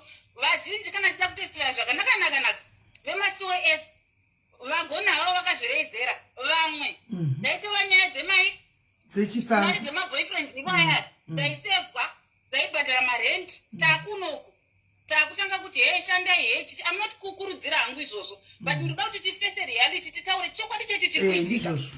Ngative nesolution yekuti todii semadzimai, especially those that are in Zimbabwe. Ini ndinozviziva because I've been there. Todii semadzimai, todini? Honestly, tikatramba chingoti shanda, hamudi kushanda, shanda, hamudi kushanda. That's not the case. Taishanda, taiedza, waigodai mabverwa, zvifambi, ugodai chinya, zvifambi, ugomhanya, ugodzika. Uchiita izvozvo zvacho, mari dzacho tapiwa nemaboyfriends, dzekuti ukwanise kuita bhero racho, dzekuti ukwanise kudidi. Saka zvinhu zvacho zvakangooma Smelly.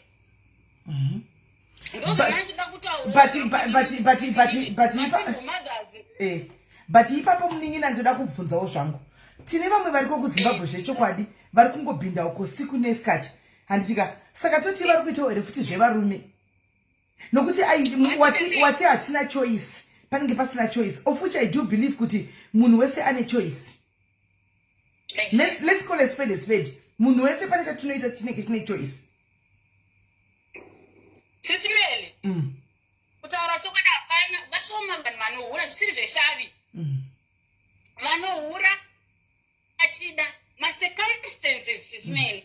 Teererai manyaya dzemahuri ari murodhi dzedze.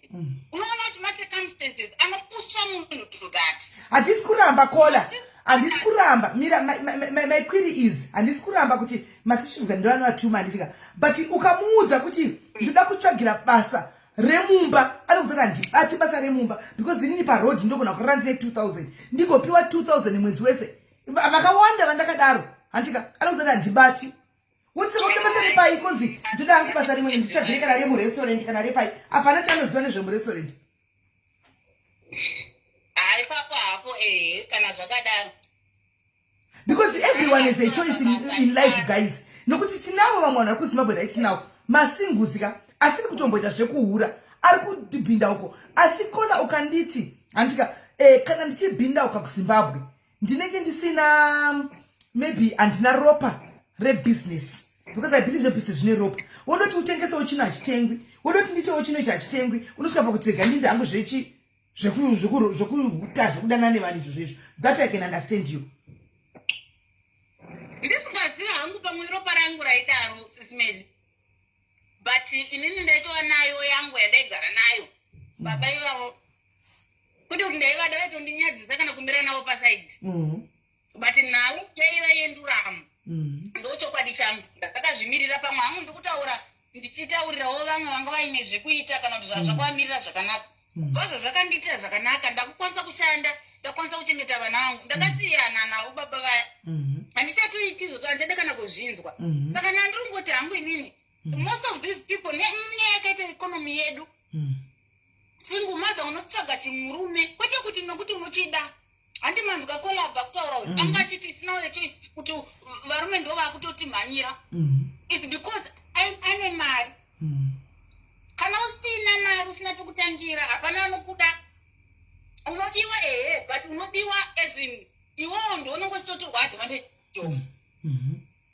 and the other thing chandinoona zvakare handika imimi futi masingle mothers imimi mune pride zvikuru sei imini echidiki mune pride yakakuwandirai pride ndakutaura chokwadi since iri moment of truth mune pride yekuti inini handiende kunotengesa mvura murodhi kuri kupisa but we see right now most men married men vana baba vakuru vasina zvokuita mabasa muno South Africa vana marobots nemvura nei12 ende chitengwa zvokutengwa zvazviya ende mvura igezi imagine tinenge ichita mari 5 rand 500 mils 750 mils but vanenge varipo rori inorema kamvura vanenge varipo so Masingles iwe especially chidika ungamuudza here kuti madora aya indonomira parodhi uchitengesana nemazhanja aitengesa anodzera nditengesi izvozvo because there is an easy way yekuita mari yekudanana sugar daddy tungobata kwese but I'm not brushing off point yake iri right stereki ichokwadi murutotaura chokwadi but ndikuti the same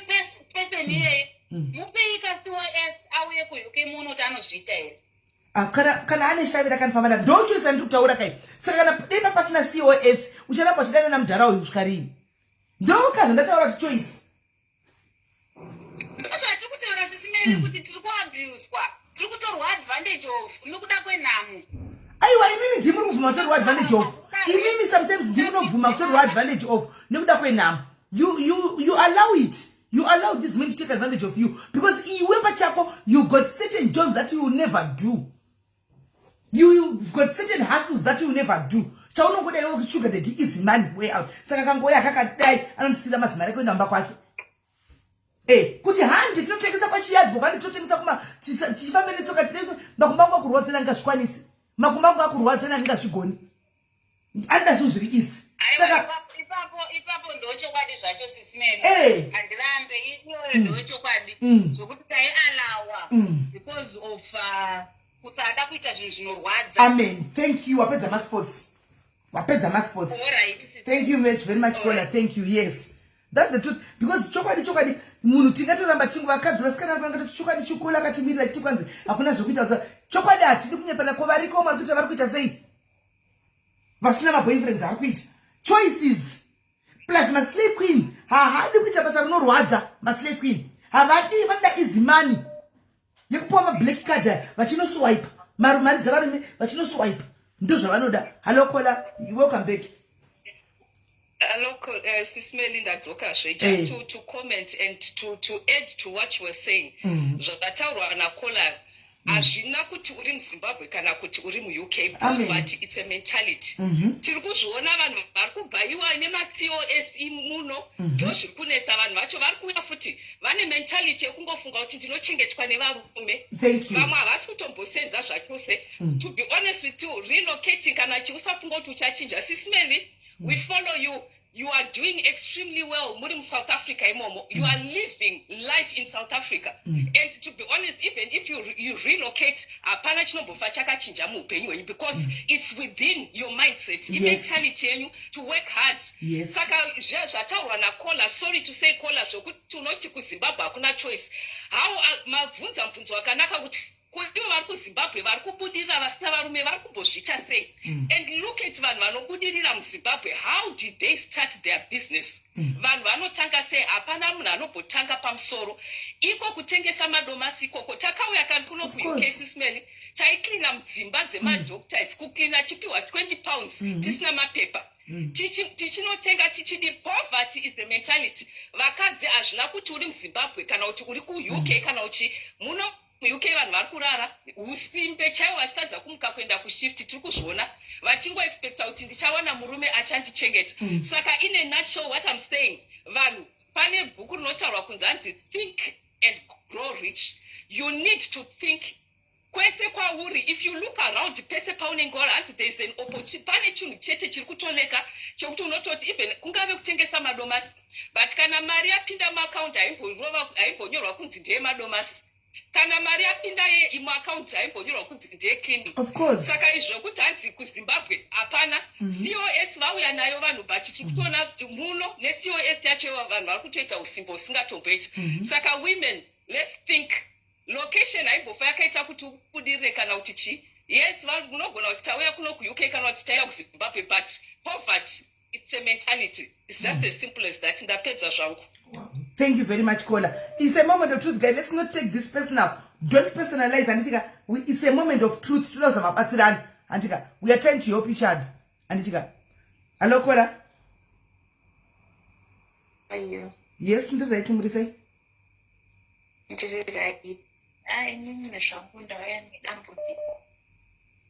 Okay. Ndizoti mundikwanisa ndigamushira zvangu kuti munditeererewo. Tinoteerera. Panoteererwa dzese. Alright. Inini ndaremerwa neupenyu. Ndiri amai vane vana vaviri vasikana. Ndinozviraramira ndega. Asi depression yandikwadza zvokusvika pakupedzisira chaipo pekugumizirwa kweupenyu. Handingati handisi munhu anoshanda, ndinoshanda. Ndinozama nepese pandinokwanisa kuti ndiite napo, kuti ndikwanise kuriritira vana vangu. Vana vangu vanogara kumusha nevabereki vangu. Asi zvisinei paita dambudziko, amai vangu vabva varwara. Varwara kudaro, Sis Melly, zviri kundiremera. Hazvina kundirerukira zvekuti ndapererwa mufunge. Nyaya yangu ndichauya nayo nekudzikadzika kwayo, but ndichataura zvangu muhudimbu. Kuti pachikamu chinochi ndakaremerwa wedway.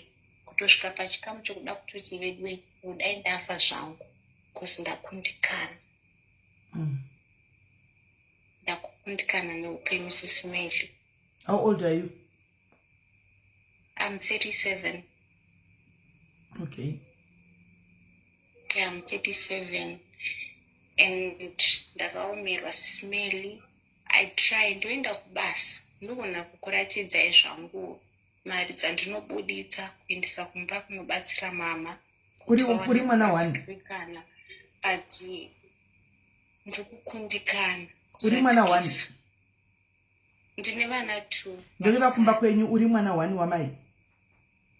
Aiwa, tiri vana 4, but the last born are disabled and kupfeka madiapers. Ane 24 years. Vamwe 2 ane 24 years. vamwe ava varimo muno tikungotatarikawo tirimo munyika inoyi yemujoni. Saka vasikana vakomana ava vamwe tu.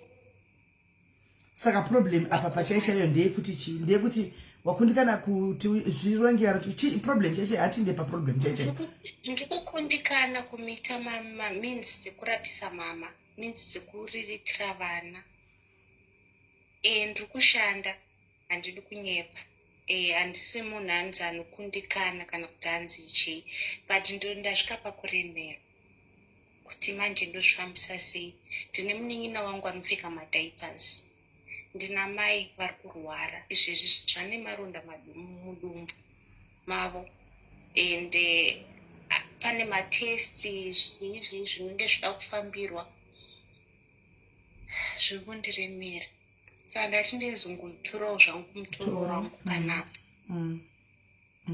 Saka mai vari kunzi chii chiri kuvanetsa? Bati amai vari kunzi chii chiri kuvanetsa? Amai zvinhu zvakawanda zviri pavari. Vanonzi vane heart problem, vane sugar diabetes, and munhu yauya anonzi ane high blood pressure, BP. So havasi munhu wechikuru, mama wangu vari kuma50s. Saka zvakadaro unongoziva upenyu hwekuZimbabwe. Zvinhu zvinenge zvichingoramba zvichingorema zvichingodaro. Asi ndangoyo panapa paplatform panapa kungoti ndaremerwa hama dzangu. Ndaizongotura wangu mutoro wangu panapa. Handina zvizhinji zvangu zvandoda kukumbira, but kungoda uya panapa kuzongoturawo mutoro kuti eduwe hama dzangu. Life is not easy as a single mother. Zvinhu zvinorema. Uyezve nyaya yangu chaiyo kana mukazonditendera neplatform yenyu SIS MELLY, ndichauya nenyaya yangu. Aiwa, tinotendera. Tinogona kuti uture since wauya nazvo kudai, hanzi mbudzi kuchemera pavanhu. Kuchemera pavanhu kuti nditandirwe mbwa. Sezvo wadisturba live yedu kudai, ukatopinda dambudziko rako, probably ukatanga naro kuti regai ndikupe history yangu, you might find ma destiny helpers anogona kuti rikatibatsire pakati nekuda kwenyaya yaunenge watotaura. Ewe SIS MELLY, ndinokutendai chose. Hama dzangu kuva single mother, munhu aungazviaplayire kuti uite single mother. Muchiona takazvarwa takadai so tinokura. Inini ndiri mwana akakura zvakanaka muchitendero chaicho cheukristu. Mukukura ndakakura zvakanaka, handidi kunyepa nekushora vabereki vangu. Asi nemusikanzwa ndakamitiswawo zvangu pataigara. Ndakamitiswa, mumwe wangu akabvumawo nemhosva dzake mufambe kwenguva ndikabvisirawo mari. Asi zvisinei hazvo hazvina kufamba negwara rakanaka. Pakufamba ipapapo mumwe wangu akabva amitisa futi mumwe munhu. Mukufamba imomo nevabereki vangu tichiona zvese zvaiitika, neniwo nekuona kuti zvandichiri mwana mudiki ndichine upenyu hwakakura pamberi pelife yangu, right? Ndakazoti pai ndikati inini zvangu regai ndiite sei ndisiyane nazvo. Ndasiyana nazvo, ndakaendera mberi neupenyu ndikasiyana nemurume. Ndakutata hangu kwishu. Ndasiyana nemurume paya, mazuva aya ekuti zvoni vabereki anoshanda kujoni. Mubereki wangu aishanda kujoni. Nekuda kwedepression nekuonda kwandanda kuita, ndabva ndadedzwa kuya kujoni, kubva ndazoenda kujoni kuya. Ndaenda kujoni kuya, and then ndati gare unongoziva pfungwa dzinongoramba dzichingokudzosera kumashure. Ndati gare pai shamwari yangu ikandichatsoka kuri kumakumba kwangu, dzoka ndinokuda mukadzi wangu chichichi, ndikadzokera. Asi zvisinei hazvo hazvina kufamba zvakanaka. Pai ndakufondwa nemagirlfriends chichi ndikubva ndaona kuti apa wrong move wrong turn. And then I came back ndikabva ndatanga kugara kuno kuJoni. Ndagara kuno kuJoni ndichishanda upenyu hwangu usiri nyore zvachose. Saka wakadzoka nemwana 1 year tanga ndichiri kuendera mberi nerwendo. And then ndagara anditi mubereki wangu baba vangu vabva vaona mukana kuya kuno kuCape Town kuSouth Africa, right? Auya kuSouth Africa kuCape Town kuya mukana wavhurika, ndauya kuno ndagara isimedi ndikusvika kuzozikanwa kutya hama.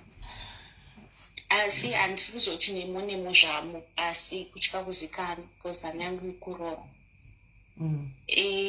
And then ndauya kuno iko kuno kwandiri kozvino ndagara tadedzwa nehama. Munoziva veukama zvinhu zvakaoma sei kudedzwa neveukama.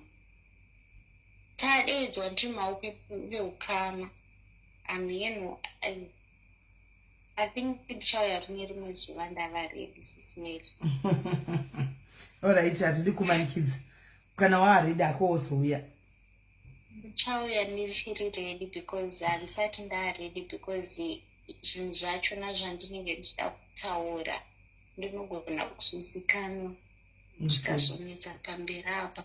Asi donzvo rangu rekufona ranga riri kuti hey, zvinhu zvakaoma sei kuti mubereki akazvimirira ega, especially pamatambudziko. Pamasingles, uri single pavana. But ndichadzoka tinotenda kola tinongoramba tichingoti ramba uchinamata uchingodza Mwari havambokunyadzisenda havambokurasisa ufunge, ramba uchinamata uchazodzoka zvako totangira ipapo. Thank you very much. Right. Vanhu vari kufamba vakaremerwa. Handitendi single. I understand you masingles. Musambofunga kuti I don't understand. I understand you because ndiwe mai ndiwe baba. Uri mai ndiwe. Asi kune vamwe futi vakadzi vakarorwa futi vakarorwa vanotorarama kunge masingles. Anomona kune vakadzi vakarorwa right ne vanotorarama kunge masingles. Nokuti rimwe zimurume racho rinenge risingatombozuti mumba munosiiwa kana sendi. Rimwe zimurume atombozuti mumba munotengwa nyama. Rimwe zimurume atombozuti mumba munotengwa kana magetsi. Zvamufanira kuti ukurarama single. Anomona. Saka I get you, vana vese vanenge vachida chinhu kwauri. Ndiwe maika kuna baba vanototya kusvikako. Nokuti vanongodza tongodzwa one word rekungonzi same answer every day kuti handina. Mangwana handina. Saka I get you kuti zvichokwadi uri kushanda mumba memunhu mari kupiwa 3.5. Uri single. Une vana 2 vada kuenda chikoro. Vada kudya futi ipapo. Munhu ari kuchengeta vana aenda grocery pa 3.5. Guys. Pa 3.5. Saka zvinenge zvakangooma. Kwete vamai vamwe vanenge vatori mumba vanotongokiya vari mumba vachitengesa zviyembe kana kutengesa zvimatomatisi zvavo, nokuti baba vanogori baba vekungoya kuzongokwira pamubhedha kana vafunga havana batsiro yavanoisa mumba. Batsiro chaichai havana. Vakawana mari yavo vanotonodla kubhawa voya kumba vopukuta muromo kudai. Vosvika kumba voti ngatidle zviripo izvozvo, ivo vadla kubhawako vagocha mapo vanogochoka vagocha kubhawa. Saka I really understand you zvokutodaro. Hello Kola? Yes Kola? Ukafuti SIS MELLY. Hello? Yes, tukunzwai. Mukundinzwa SIS MELLY? Tiri kunzwa. Okay. Ndadzoka futi nenyaya I think tazenge tatosiya nyaya yemukadzi uyo wekuurayirwa mwana. Chandangotaura futi chimwe chinhu pamasingle ladies, siyanai nekutukana nevakadzi vevanhu, especially ma-first wife. Kana uchinge wanyengwa uchiziva kuti kuna mai guru, handisi pakurambidza kuti aiwa musarambe kana kuti chii, but siyanai nekutukana navo, because hauzive kuti mumwe munhu ari kukwira gomo ripi. Kune mumwe ari kunokwira rekubhindura achinoudza mwari wake misodzi yemunhu haina kunaka kutaura chokwadi.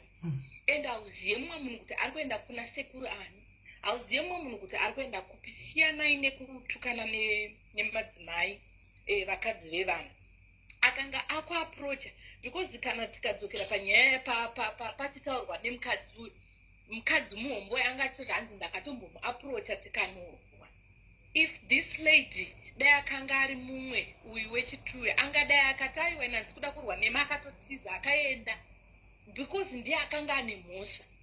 Iye nemurume vakanga ane mhosva because paukatonyengwa muchitogara mese muarea 1 tozoti uyo munhu ane mukadzi atori nemhuri yake. Ende siyanai nekuzoita kuti murume waye aregedze kuchengeta mhuri yake. I know kuti inenge siri mhosva yako, but sometimes pane kameka kufurira kaunoita murume karimo mumasingle ladies ikako kekutoti akati ari kundinetsa naye ngadedzi chimbozororai chimbogarai apapa mudze kuti no enda unoita zvaufanira kungochita kumba enda unobhadharira vana school fees because hauzozive kunozosvika nyaya idzi. Pana kola futi ambofona achitaura kuti hanzi unenge usina choice. Munhu wese ane choice in life. We all have ma-choices ekuita. Inini I was a single mom, handina chikoro chandinacho, handina ndairarama nekuimba nekufamba ndichinoimba mumachechi evana. Handitogoni zvekuimba zvetori ndingatonzi ndinoimba, but izvozvo ndakaudza Mwari ndikati no Mwari, inini ndo pandiri kuda kunge ndichirarama ndiri. Kusvika ndazowana kuchechi kwandaienda kutoti every Sunday ndetonzi vanotondiziva varinzwa voice rangu vekuchechi kwandaienda vanotondiziva. Vanototaura kuti every after service ndainopiwa kaka $5 musi wa zvinenge zviri nanu ka $10 ndotoenda kumba ndichitofara tichitorarama tichitodaro life ichitofamba. Saka siyanai nekutukana nevanhu because hauzive kuti munhu yeye achanokwira gomo ripi achapfugama achinamata. Ende Mwari vanoropafadza zvinhu zvaunoshandira iwe nemaoko ako. Nekuti murume wemunhu haasi mabasa auri kushanda, kutadza kwauri kutokomita adultery, which means kuti Mwari haasi kuzoropafadza maoko ako iwauri kubata nawo murume wemunhu nemaoko ako iwayo kuzvishandira. Pane mumwe mucelebrity, I think vanhu vakawanda vanotomuziva, mumwe musikana akabatana akanaka, so indinomuziva achienda achitengesa mvura pashowground pipe SIS MELLY, achimhanya pashowground pipe achiti mvura. Asi izvezvi ukamutarisa paari akaziva donzo reupenyu hwake nezvaari kuda mulife make. Vanhu vanogona kuti vakamona nhasi kuti ava ndevemashoko, but no, tarisa background yemunhu akabva nekupi. Aitoenda pamarobhoti pevati sikudere mvura achisekerera zvakanaka zvinengei, asi Mwari vanoropafadza kubva ipapo. Inini SIS MELLY ndikakutaurirai mumba mandaigara ndichienda ndichinoimbira Mwari for gore rese SIS MELLY. Mwari vakangotena around life yangu last year muna January, right? Masingu ari kuvava ngomeko aita zviwa zvegomo. Munokwirirwa gomo. Because mukanzwa zvataura namai ako, mukadzi akachinja murume wangu, taienda kuchechi tese nemurume uyu. Which means mukadzi aiti akapfugama nemabhaka akati Mwari muri kuzviona here Mwari? Akabata pamwe chete murume wake akati muri kuzviona here Mwari? Saka ngatizive ukaponerwa nemukadzi wemunhu kwai zvakwana kwai kola chimbira zvakwana tikukuonai but zveshuwa SIS MELLY okay, let's say kuti inini am part of ndaive part of Masingles, ndakawanirwa nyasha kusvika muweekend ndikawana unonomi wangu akaisvonaka zvakanaka zvinengei, asi zvekuti wafondwa nemukadzi wemunoti murume wenyu ndiye akazondinyenga madifnesi ane murume wenyu ikoko. Saka mamati siyanai nazvo vasikana, siyanai nazvo, be polite. Sungoti sorry henya handisi kuziva, itonyepedzera kunge unopenge ofisi yako kuti uri kudana nawo zvavo uri kubatsira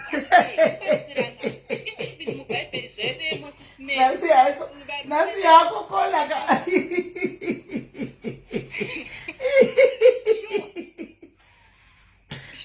zvakaoma. If you look in the Bible, mushoko ramwari smelly varume vakanga vachiita vaive nevakadzi vechitu kune varume vaitoita anezana nganechiki but ukanozoverenga maybe ukada uzobvunzisisa kunzi atichembetwa vakadzi siyanai nekutukana nevakadzi vevanhu siyanai nazvo vamwe vakaendeswa kumwedzi kuyerera dovi kuzasi gore rese anongokuzoti it's okay otonyarara unonode ropa uyerera dovi uku inini nefriend yangu Smelly akazoshaya zvake mwana iyeye akaita zvinhu kuzasuku aitaigara kuSouth Africa kotemenda ndiri kuSouth Africa ndikatomboku mwana iyeye at some point akatombodanana neex-husband yangu apa ndaimutora semunin'ina wangu ndakarwadzwa singaite but ndakaramba ndichimuda ndikamuza ndikati wewe uchawana munhu achakugara akaita mawats anga akavha kutonge atovharika chinhu chese Smelly audzwa nemukadzi wemunzi wewe ungadana nemurume wangu iwewe it's okay sisi makangwara it's okay tichasangana ndozvaakangoudzwa chete akaita mawatsi kuzasi kwesoko akazoita accident nemurume munhu akafira pasport saka chakadzinge chavhurika here mawatsi akadzinge apera aingozora like zvimishonga chimwe zvimahebsi akapedzera auya kuno kuzimbabwe aenda kuzimbabwe kuti aende kunorapwa but you know it's very sad for a young person kunge achinge achirwara nezvinhu zvakadaro and angari mwana mudiki zvisingaiti it's sad ende paunovigwa rufu rwako charo even uri mukadzi okay vanhu wonzi wafa nhasi wafa vana vako vanosara chinzi vanosara chitukwa kunzi aiwa vana vehure nyararai wese ada wana opportunity mwana wako anenge achitukwa nezvehure hwako hatisi chinhu chakanaka saka inini ndatongofona kuti nditaure siyanai nekutukana nevanhu peace yagara yakanaka ukava nepeace nemunhu kana iye anopedzera anyara asi wokola naivo vakadzi vevanhuvo vanomboenda kunodenhawo mauraya vanombonodinhawo magirlfriend sure saka zviri kwese izvi Smelly nzwai munhu anenge achirwadziwa saka woenda kodenha unorohwazve kana kutukwa aiwa haende kunodena inini what I know is kune vanhu vekutoti ukaona vanhu vanozogadzira vanhu vaive Smelly vanhu vaive vari very peaceful vasingagadzire vanhu aiwa ndivo vanoda zvedudu shamwari nhasi nditatu yafanapa nhasi ngatitopinditsanei kozoti vamwe vanhu vari very peaceful ekutongoti anenge angofonawo anenge atongouya kuti akubvunze in a nice way ende iwowo vhundukawo pandile kuti maiwee nhasi zvangu panapa ndotofanira kutozvidhifenda ndotofanira kuzvidhifenda mukuzvidhifenda wakufaita nezvinhu zvausingafana kuzvidhifenda munhu anenge achirwadziwa zvinorwadza kuti warora nemurume hana but zvakangofananawo that does not give vakadzi vemba the right yekuenda kunopokana nemagirlfriend because unowanawo bhodhoro rakakumirira iwe unogona kugadzira uri mukadzi womunhu asi paunoendawo chinotoka ndinokupira apanenge uchiprotecta murume wacho ndiye muparanjongo ndiye muparanjongo murume wachona kwanenge achidi kungopedzerana nemurume wake ndozvandiri kuti ngatichoose peace over everything kuvakadzi vevanhu vakarorwa mumba mukange maziva kuti baba vana amaini choosai peace evaluata uno ndechipi chakakukoshera unoziva depression iriko ndechipi chakakukoshera mulife mako kuti uchiita noise nemunhu here pamwe uchabva watoluza murume wacho nazvanhu chose kana kuti ungozvinyarara hako murume wachapedzisira angonyara kuti asi zvandiri kuitira munhu zvaakangonyarara wani zvaari kungoziva wani inini hangu ndiri kudaro because inini hangu am not a violent type ex-husband yangu yaive nying'anya ese aitotyisa but ndaichuza peace at some point pandakazosiyana nemurume Smelly ndakamuwanikidza ari mumba mangu nemukadzi anga akapfeka gauni rangu nenice dress rangu Smelly ndabva kuZimbabwe handina kumutaurira kuti I'm on my way back to South Africa ndakangonosvika godigodi mumba mangu ndinoda kuudza munhu kuti ndichauya here mumba mangu ndakasvika manheru eSunday Smelly kusvikoona kudai sisi vakatopfeka gauni rangu vatori muna dress rangu vanhu vakapusa mumba imomo but ndakachuza peace ndikati it's okay asikana saka gauni makamupa here kuti aende naro siri night dress but makamutorera aiwa ndakatotora ndikapisa sisimeli ndikati handina kana kubvunza sisimeli kana kutaura vanhu vanoda kubva vatrai kuda kunyepa kukavhiridzaka but iye ndakazomuza ndikati iyi hembe yakumozomutengero nyowani yamama akapfekedza sisava negauni nemwe wakanaka ndakamuudza ndikati ende ndakamuudza sisimeli ndikati you're not going cause waive usiku akuti handakuenda ndikati kumuda kuenda kopi nayasikana munemwe wakanaka naikoli munemwe wakanaka mabata munhu mamenyushomura chivata hako hauindi usiku munemwe wakanaka mwari ndiye akava muviri wangu izvezvo apa ndichi musikana anondikumbira regera asati awana yake inonzi apa akutosvika kuma40 musikana uyu saka makamuroya handina chandakaita ndakanamata ndakachema infact ini ndakakura ndiri mupostori wekwamwazha mupostori wekwamwazha chaiyo kutengoziva kuenda kumasowe kunonamata sinamata mai vangu vakasiya ndidzidzisa zvinonzi kuenda mugomo kunonamata ndakachema misodzi yangu ndakachema day in day out ndichinamata ndichiti mwari ndizvo here mwari musikana eka anogara achindiudza kuti zvakaoma sikana even baba ivava vakazotraya kuda kurora but zvakanoramba sisimeli nekuda kwemisodzi yangu handina kuita violence naye handina kumutuka akatosvika pakufunga kuti ndida kumuuraya because ndakanyarara ndisi kubvunza kuti kona isisi vaive chichi akatozosvika pakudedzera hama dzake kuti I think uyo anenge adida kundiuraya anenge akahasi kundibvunza kana kuita hasha kana kupopota nemhaka yei silence inouraya munhu anogona kunosungirira nekuda kwekunyararirwa simili am that type aiwa mwari wakuitire zvakanaka asingotuze peace aiwa mwari wakuitire zvakanaka aiwa tinotenda maini aiwa tinotenda sure thank you very much right vekomwazhamuriko hereko kwaita gomo uko kwanzi indai munokwira gomo umwe izvozvina nhasi odosvika kuma40 uko no marriage kwela vakaenda kugomo vakanochema vakakura vachidziva kuti vanofanwa kunochema vakachuza peace vakaona munhu akapfeka gauni ravo nenight dress havana kuda kugwa nemunhu havana kuda kudi vakangoshandisa gomo vakangoenda kugomo ndokakanoperera masports ese murume kwaizvungu kuzama kuda kuti kurora kudai hazvichaiti kuzama kuda kurora kudai haarori nekuti kwela vakapedza masports kugomo saka kune gomo riri kubhindura munogona kupota muchienda kumakomo please handitika ikoko zvakare vari kuadvise manyama kuti imimi magirlfriends musabate vana maiguru muchivafonera because kwanzi munobuda dovi kwai munobuda madovi kwai kundi wakabuda madovi wakabuda mawatsi kuzasuku akazinga asofa ake aita extend saka kola vane advice manyama vari kudi vari kukupai handitika take the advice please advice manyama right pana umwe roda kufona wapa pana umwe roda kufona at least tove 2 zvedu tobva taenda si manzwa guys aiwa hatingangoindi just like that tisina mbobata pamwe patoda wambotibate mbijana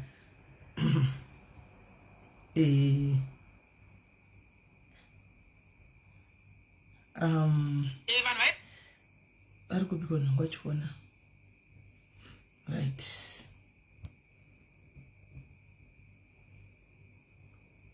nhangu achifona ari papiko right Zimbabwe yafona 5 times yatimbotora nokuzimbabwe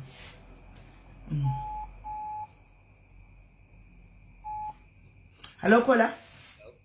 Yes, Murise. Yes, how is? I'm good. And how are you? And I just want to share I'm alright. I want to share my story like from perspective, Vana, because we experienced that at Chikura, like with my aunt. Okay. So Saget Kalish, so I was going to like Chikura, so my aunt was single. Saga, she had to date my text so that I would go to school. But then Chaka, my vachiona, like the wife to the husband, knew that my name by then she text drive. Then exactly, and then they had to come on back.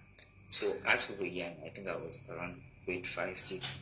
And then Bakaro to an extent that she couldn't see Akadon's booty. But she was doing this for me and my siblings. But and see like Manawao, you understand? So after that, she just said to us, Baba didn't marry her, but we had everything. But then I felt so bad because my father was not there and my mom was not there. So what she did, she had to, because she, remember in 2007, 8, so she had to sell some stuff number so that she would go to Botswana. Tikasara Tega for I think 2 to 3 months, last people. And then when she went to Botswana, that's when life changed for us. Like so then she started to, to make us sell marketing till now, starting so my university, and yeah, we are all grown ups now. So it's just a trauma I got into my shooting. So I'm just here, just some ladies, whatever that you're gonna do, or doing that, it's not an option. It's not an option. There are better options that you can take. Thank you. So that she can work better for you. So don't think it's the only way, because there was a call and Zimbabwe and stuff like that. What you have in space can work for you. Exactly. The same way your auntie sold things in the house kuti vaende kuBotswana. Dei vakatotanga ipapo apadona. Dei vakatotanga kutotenga ipapo zvinhu zvokutoenda kuBotswana vasina bodana na taxi driver. Makati vasina bodonzwa futi. Anoona. So thank you very much coming from men zvikanzi kuhura is not an option. Zvonakidza guys, hamuzvinzi kuti chinzi vamwe varume boy child ichitaura kuti kuhura is not an option. Really, auntie, well done, you raised a man. Auntie vemwana uyu kana makatarisa, well done.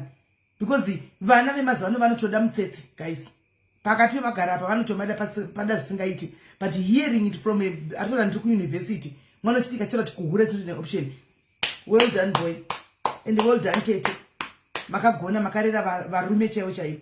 Because ngati yapano kuzoti ndikutsvaga nditsvakirewo mukadzi. Ndo zvinoita vana vakawanda. Anti like mazira ariko havana matyira kuti ndiani wari kunyenga kana kuti wari kuti ndoda kurara naye, havana matyira. Andimaona. So ndabatika ndafara zvokuti zvataugwa nenhingikiri nemwanakomana wedu uyu. Hello Kola. Hello Sis Melly. Yes, muri sei Kola? Ndiri right zvangu. Sis Melly, ndoda kungotsiura hangu, ndikuona vanhu vari kunyora hangu comment section, munhu arambidza kunyora zvaanoda kuti he vana mai guru makadii, he vana mai guru akadii. Ndangotaura kufunya yakaitika yandakamuona rimwe gore. Nyaya iyi munhu akazviita ihama yangu. Murume wake munhu yaienda chinoorder fish kubhinga uko. Sikachiorder fish kubhinga, mukadzi uyu akakumbira mumwana wakakura achingozvawo mari kuti ndisarire uchipamba uchinitarisira vana vangu. So mukadzi uyu aienda kunoorder fish, musikana uyu akabva asara kutanga kudanana nababa vepamba payapaya. Asidanana nebaba vepamba payapaya, musikana uya mukadzi uyu akazodzoka, murume asingafungi kuti akudzoka. Saka nemusikana uyu ozouya manheru. Saka manheru manje musikana uya auya nguva dzakwana. Murume uya akangoti mukadzi wake ndoda unogeza. Anongoziva zvekulocation kuti matoilets anenge ari bhuku uchibuda mukicheni. But ndichambonogeza. Ndobva vabuda baba mvaenda kutoilet, mva nosvika vakuti asoti vari kugeza. Saka pamba pavo paive nemadhadha. Saka madhadha aiti kana munhu achipinda anekaka kuchema, so vaive nechokuti chemadhadha. Kana munhu akasvika payati aichema. Saka baba apa vakabuda, madhadha akachichema. Saka pamba apa vanga vane imba room yavailojesa musoja. Musoja uyu angarokwa mutare. Saka musoja uyu angaenda kuDRC. Paipa kwakamboenda masoja kuDRC. Saka room yake inga isina munhu, asi makizi vanga vanawo. Saka baba vaipa vakabuda vakatotora makizi aya, ndibva vaita sei zvavaenda kuseri kwakwe. Mai vai vakanzwa madhadha kuchema, saka vangofunga kuti apa mwambe nomunhu angachidarika kana kuti atrai kupinda pano pano. Havana mbozvisa mufungo. Baba vai vapinda nemusikana uya vari bhizi. Mai vai vaona nguva yareba kuti baba vabuda vachitara kunogeza. Nanhasi chii vachiri kuita, vachiri kugeza. Vabuda vaone mutoilet hamuna munhu. Ndobva vabuda vakati handambonzwa madhadha achema, ndinde kuseri kundinoti ndinotarisa kuti havana kubuda vachienda kokwe. Pavakanodai kuseri, ndobva vakanzwa murumu akanoisi ndobva vanopa ndobva ati ndobva murume wacho adaidza vashikanzi mainingi ndini ndiri munosa zvinetse ndandanzwa kupisa saka ndatirega ndizovata muno pakati munongozovata muno musei maibuda muchiti muri kunogeza ndomaimai pavakagwisa dhoo ndokuvhura dhori ndopinda vapinda ndokutanga kunetsana nemusikana waye saka musikana waye akubuda ndobva abata ndowe avawo ndobva vamudzura mabreidzi ainemusoro musikana waye ndobvaira sei musikana waye ndobva aenda kumba kwake nendowe iya ava vasara nei nefudzi mabreidzi aya akashandiswa kunoita sei kunogadzira kunogadzikwa mangwana makuseni ndobva vamuvinga zvikanzi ndokumborochi ndiwe yangu iye akati aiwa kambita ndiwe chinidzosa ichi mabreidzi iye haana kuziva kuti mabreidzi ari kudzosekwa akashota ko ndiwe yanga iri yani yababa kwaidi ndiwe yababa mati ko ndiwe baba aidi akasiya kakatora baba akangotora pakubuda akangotora akasiya yake yake akanga anayo saka waida kutora mwetu kuti zvikuseni vakati ndipe ndiwe murume wangu yakati chindipawochi ndipewo mabreidzi angu vaya ndobva vamudzosera but havana mudzosera ose iye ndokudi ndokusara nemama ndokungozomatora anomoziva kuti uko kunana bhinga kune vanhu vanoshereketa ndobva vangoenda nemabreidzi aya ndobva vangoita zvakangoitika vakangozwa nzi munhu iyeye achaona zvaachaona zveshuwa musikana iye akangoti mumusi achibira ake poti yakabhuya yatsva ndobva apinda mumba make machiti anobvisa poti yake pasi bva ipapo akakachidzwa zvokuti akakosora musikana iye zvokuti akasvika pakunoadhimitwa kusvika ndesarai saka ndoda ngoudza hangu vadika avo ndovaona hangu mucomment section panenge vachitaura zvavanoda vanhu takasiyana vamwe vanogona kusanobvunza kana kusanorwa ongonetsa nemurume wake zvotopera but vamwe vanogona kuganyirai saka be very very careful pamunobatana varume vevanhu iri wakadhererawo zvokuti unozati mukadzi aripo oenda zvokuenda toda unovatigwa mumba memuloja shuwa pamba pane mukadzi wakadherera regai zvigadziko newakadherera saka ndanoda kungoudza hangu vadiki ava kuti muite henyu muchiziva because vanhu takasiyana mwoyo vamwe vanhu havatauri but vamwe vanhu vanongoita sezvozvo ende isiona vaya vanozoenda kunogadzira munhu anenge aneta newe dzimwe nguva aona kuti munhu uyu ndaneta naye ndamutsiura ende samai vaya mavanzwa kuti aitondiziva ndakatomboenda ndikanovatikatombonetsana saka ndo zvandakachida ngotaurawo hangu. Thank you very much koda maita basa maita basa nemukuti pawo nyaya yenyu maita basa mufunge kutsvaga chinhu chokuchegera choda kudonha right.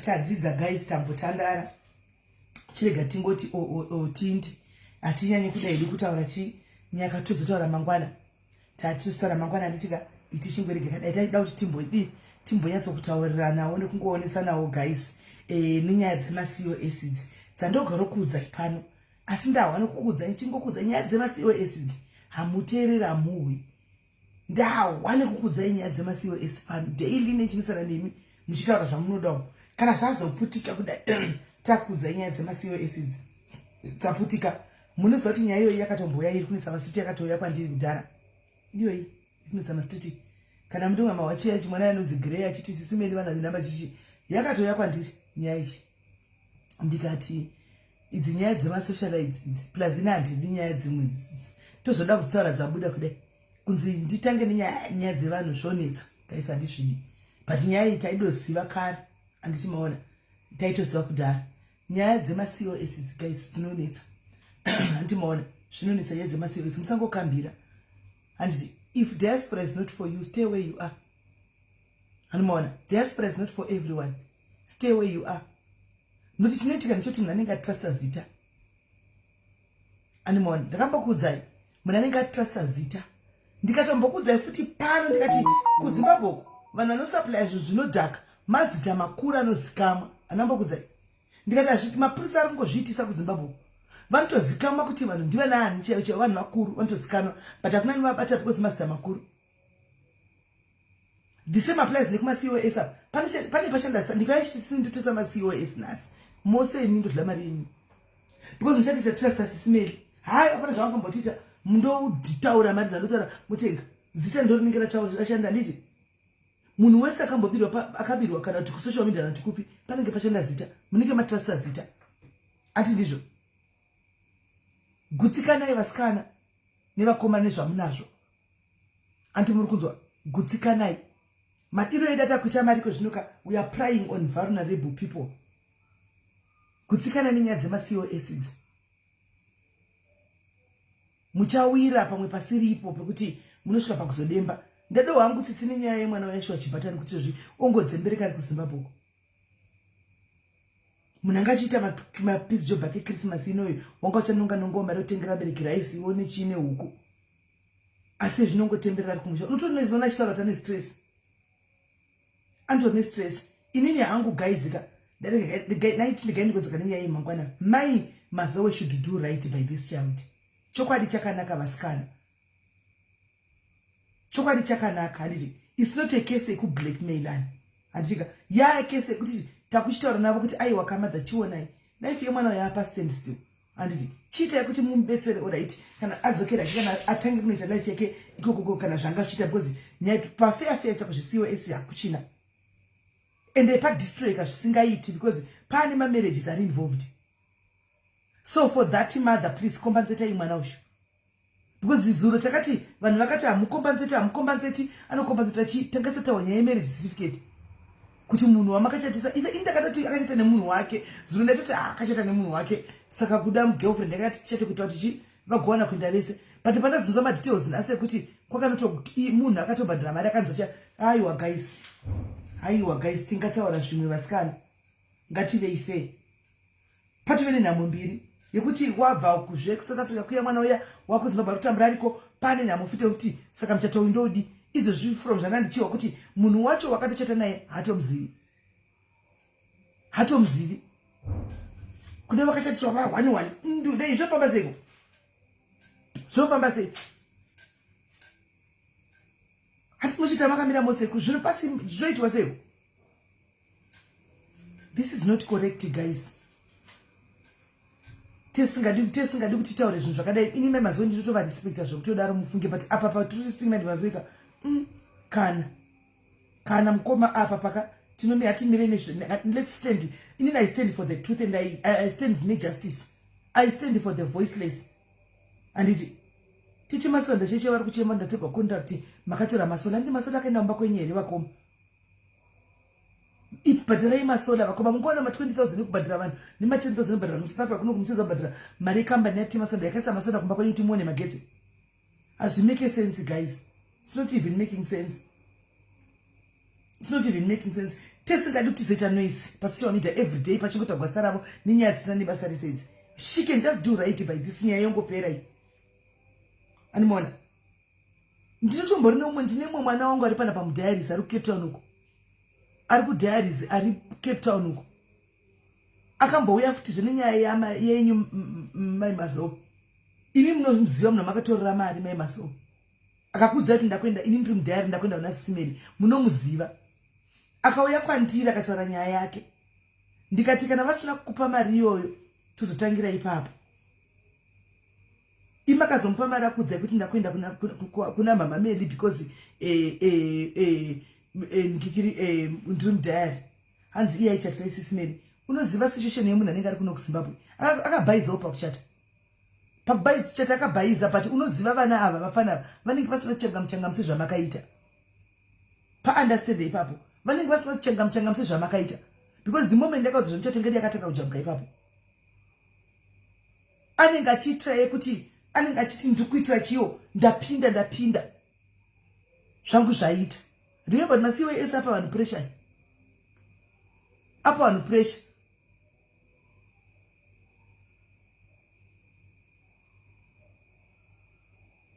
But guys sometimes ngatingotaura chokwadi zvachiri handitika kuitira kubatsira vamwe mangwana. Handiti hatitauri kutsikirira vanhu. Tinotaura kuti tiningire tibatsire vamwe kuitira mangwana. Same situation ikauya iyoyo. Handika vanhu they know how to handle it because clearly speaking chipatana nakunge akatofunga zvekumperi kuti mari package ngati ndogona sazoenda ndogona sazo haana ngazvifunga. akatongoti ndozvitioni akatozvona toenda animona ende tasei maage achona vanenge vari misguided vana vaya anga tiri misguided nano ndakamukomberedza kuti aita watouyambuke wakutoenda rova pasi antimaona saka inatizodangu zvokuti ndo zvokuzoenda kumaseri kunozorekodwa nekuti vane vachifunga ungoti pachena kudai vangoyawo voti ndateramira mufunge ndateramira ndauya ndazvinzwa andikatoda kuti ndigadzise nemwana uyu mwana anda kugadziriswa panoda kugadziriswa sei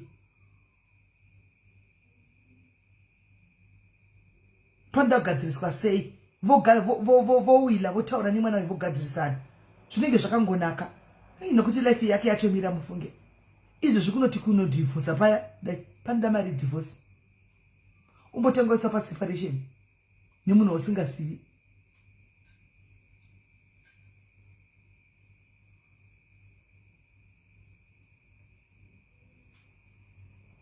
naidisisilinda anodambura anotoda guidance anotoda I hope kwavanga vari kwanasa maziko vachatomubetsera kumugaidha kuti zvidambuke zvinhu izvi because isangoita nyaya yekuti inongoenda yoitwa nyaya yotaugwa yopisana yakadaro kwakutomubatsira kuti achitodambura izvozvi sezvo zviri zvinhu zvakaitika zvika ochingona kusvika kuti ndakanga ndifuna nyatsofunga nezvazvo can I please cut this thing kana zvichigoni sezvo ndadzokwa machitanzi 3 months unogona kudambura hanimaona ngachitomhanya kana zvichitoita ainde kwarara mhanye kunodambura chinhu ichi let's hope ane phone number yemusikana yeye because ko tichadawo kuti tidambotsvaka munhu tipe address yemunhukadzi wako tonoti muri kuwirirana here kana asingamuzivisa kanomuwanepi zvemanaumeni zvamunotaura zvinoshanda here kuzimbabwe izvi zvinoshanda here kuzimbabwe zvemanaumeni zvamuri kutaura izvi because it's a sad situation mufunge apa chipatana zvinhu zvacho zvakaoma apa chipatana zvaagoni kutaura guys chipatana haagoni kutaura hagoni kutoda zvikutomunetsa zvokutaura hatozvigoni live chaiyo haatogoni kutaura zvotomunetsa malive asi zvinhu zvake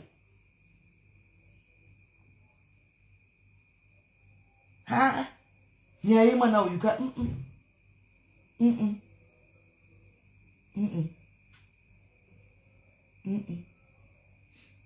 ini chinozonetsa nchokuti handiti license yakatogwa uku yakamiswa uku kunzi imboverifyiwa handiti sezvo ne makambani 3 chiita yakasiyiwa ise kune makambani mupe mwana nokuti handiti machiti nezuro kwakapinda vanhu ndizuro vakati sero zvakapinda vanhu guys saka kana vachimbotema masiyiwo ese akutombopinda vamwe vanhu uko vochingobayirira chibhatani iyeye ipaposve upinde but pachafamba sei now guys because vanhu havane muchato akuchapindi spouse panofambiswa sei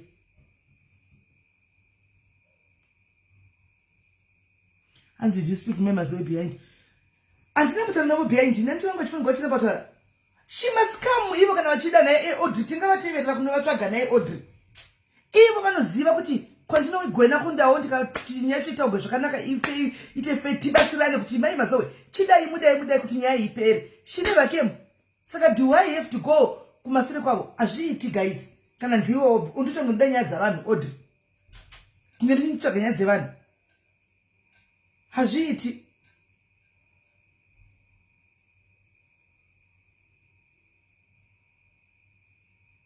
hazviiti kunoti nezuro ndiyaitagwa vanga varipo paya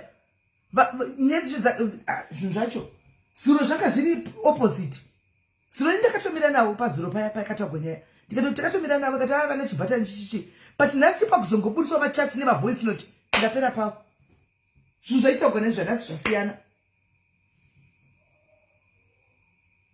it's wrong mufunge it's very wrong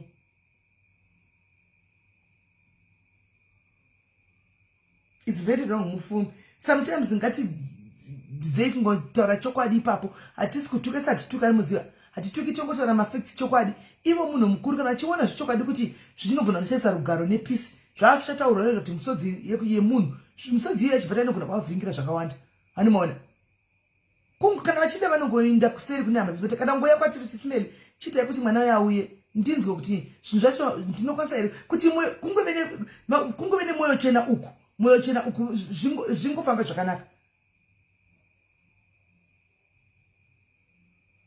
mufunge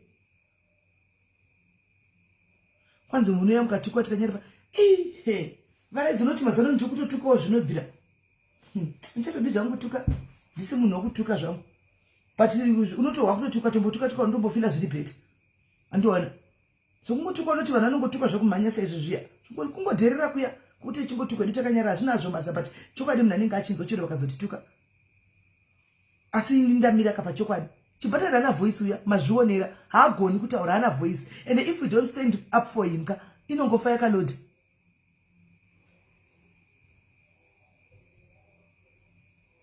animal inongofa yakalodha haana voice mufana uya mwana uya kutaura kwacho hatogoni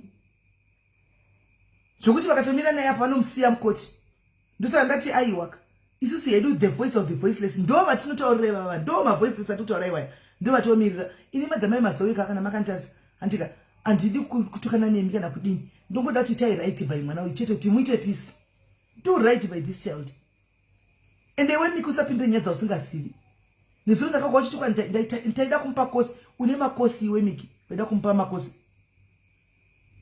usadaro miki usadaro wangu because namwe auchatasana naye kumberi wofuti nosiyana nokubatsira dei wambomira iyi ndeyamai mazove nachibhatani siya zvakadaro vaite right nemwana ushu siya vagadzirise zvinhu izvi nemwana uyu antika ivo ndivo vane mari yachona vanokwanisa musetula ivo vana kana senti vasati wakushanda munin'ina wangu chimbosiyana neizvozvo ndoziva kuti ehe unenge uri kusaidhi korabhuru wako but dzidza kumira pachokwadi ikoko muri tsiuranai kuseri koko kuti saka toita sei kuti pave nepeace toita sei bvunzanai kuti setoita sei mochitsvaga pekuti pave nepeace onai manje pamunoitika nyaya dzidzi munovhura pandora's box munovhura dzakawanda dzinovhurika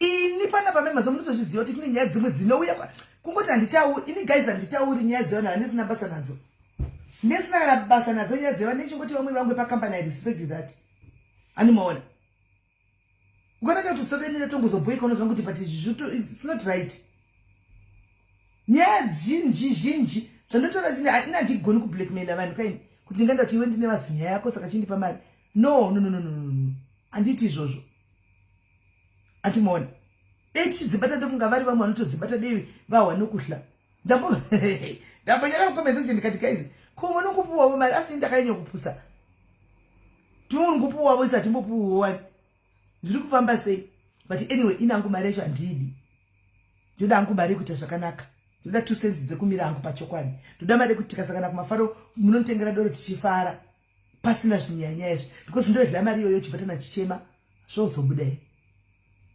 mapaini ndaihla chibhatana ari kuchema zvondifambira here kuti zvondifarira zvinhu zvangu chikuru chekuti ninyanya kuhla mwari stereki ndohla chikwereti andimona saka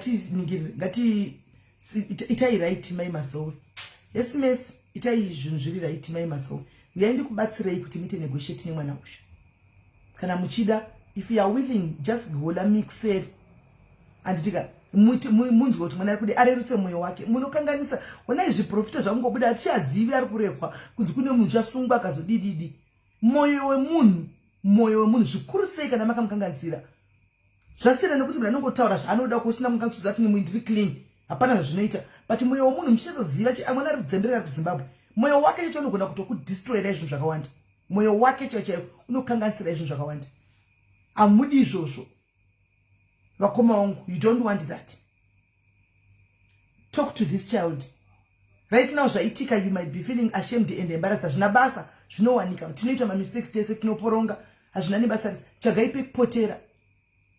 tsvagai pekupotera game rongorohwa kuseri moita zvamunoita kuseriko zvopera mwana yeuzodzoka zvakachitaura taiwa ndakazotaura namai vangu semwana kukomana wenyu anditika takazopedzana namai vangu ochionawo kuti life yake yoinda mberi imi mochizivawo kuti maane peace ikoko shuwa mukoma honai vhiki rese rinyaya kungoti pum pum pum pum pum ka1 dzose kune imwe yairi kusiri pastandby yekunzi muri kuda kuita medha animona kune iri kunzi yai muri kuda kuita medhazve hapana kana 2 days zve pobuda honai tite masipanda chaichai munhu wenyu chaikudaro but nhasi vangu vachifila betrayed aiwa mukoma tarisai muone mai masipanda tite masanda munhu wenyu zvekudaro but nhasi she felt betrayed vakapesera vakutobuda musaga mukoma aiwa handizvo ende meki uri munin'ina usapesvedzeri dzidza kudza wakoma wako chokwadi kokoko muri moga kuti apa tinenge panenge patoporongeka zvinogona kuzotidai zvinotikadai zvotidai zvinokukanganisira mhepo dzacho dzinoita dzikasunga dai dzinosunga zvemashuwa ndo chokwadi ende mumbozvitarisa guys pane wiki rekuti kunenge dzinenge dziri dzemasocialites chete muzvitarisise izvozvo kukangotanga 1 chete zvinopera masocialites vachichinjana vikiro vachichinjana zvichinda kwakatanga ini kukatevera maibhanda maibhanda vakanyoroka vachipopota vari kupedyo ndikatoti dzasunga kwenyuka nasi chimuti chiri kwenyu dzamaibhanda dzikaya dzikakaviwa nedzamai masowe ani maona ndizazvipatara izvo zvinokwana tinofuma kune latest imwe andimaona memadzo just do right nemwana uyu just do you know in your heart kuti this is not correct, it's not right, something is not right. You know inside your heart kuti it's wrong. It's wrong. Do right. Never na afa. Do right na ngikiri na chibata ushu. Makaka melefe kaya kato mira for the past 3 months arongo dzembereka ku Zimbabwe. Imi muchidla nyika rutivi. That's not correct. Do right ni mwana uyu. Yes matigas. Do right. Mana tigas cheche uya tozitata mutoto anotato vepo zvake. Handimona. Havasi vana toziva chitawo msindo kana kudika na kuti kudini. But once in a blue moon ndogara ishara zva kuti guys ka iyo yekuti chi be the bigger person every day. Tinopinda mu depression mufunge. Makashamsika matigima chitauro hatauru. Mukatamshamsika yoka chichema hachemi. Hatauri. Because zvinozara unosvika pakuzara womboda kuda kurelease kudai kuti rega nimbo zvimbobuda. Because ndotoona mchingoti be the bigger person.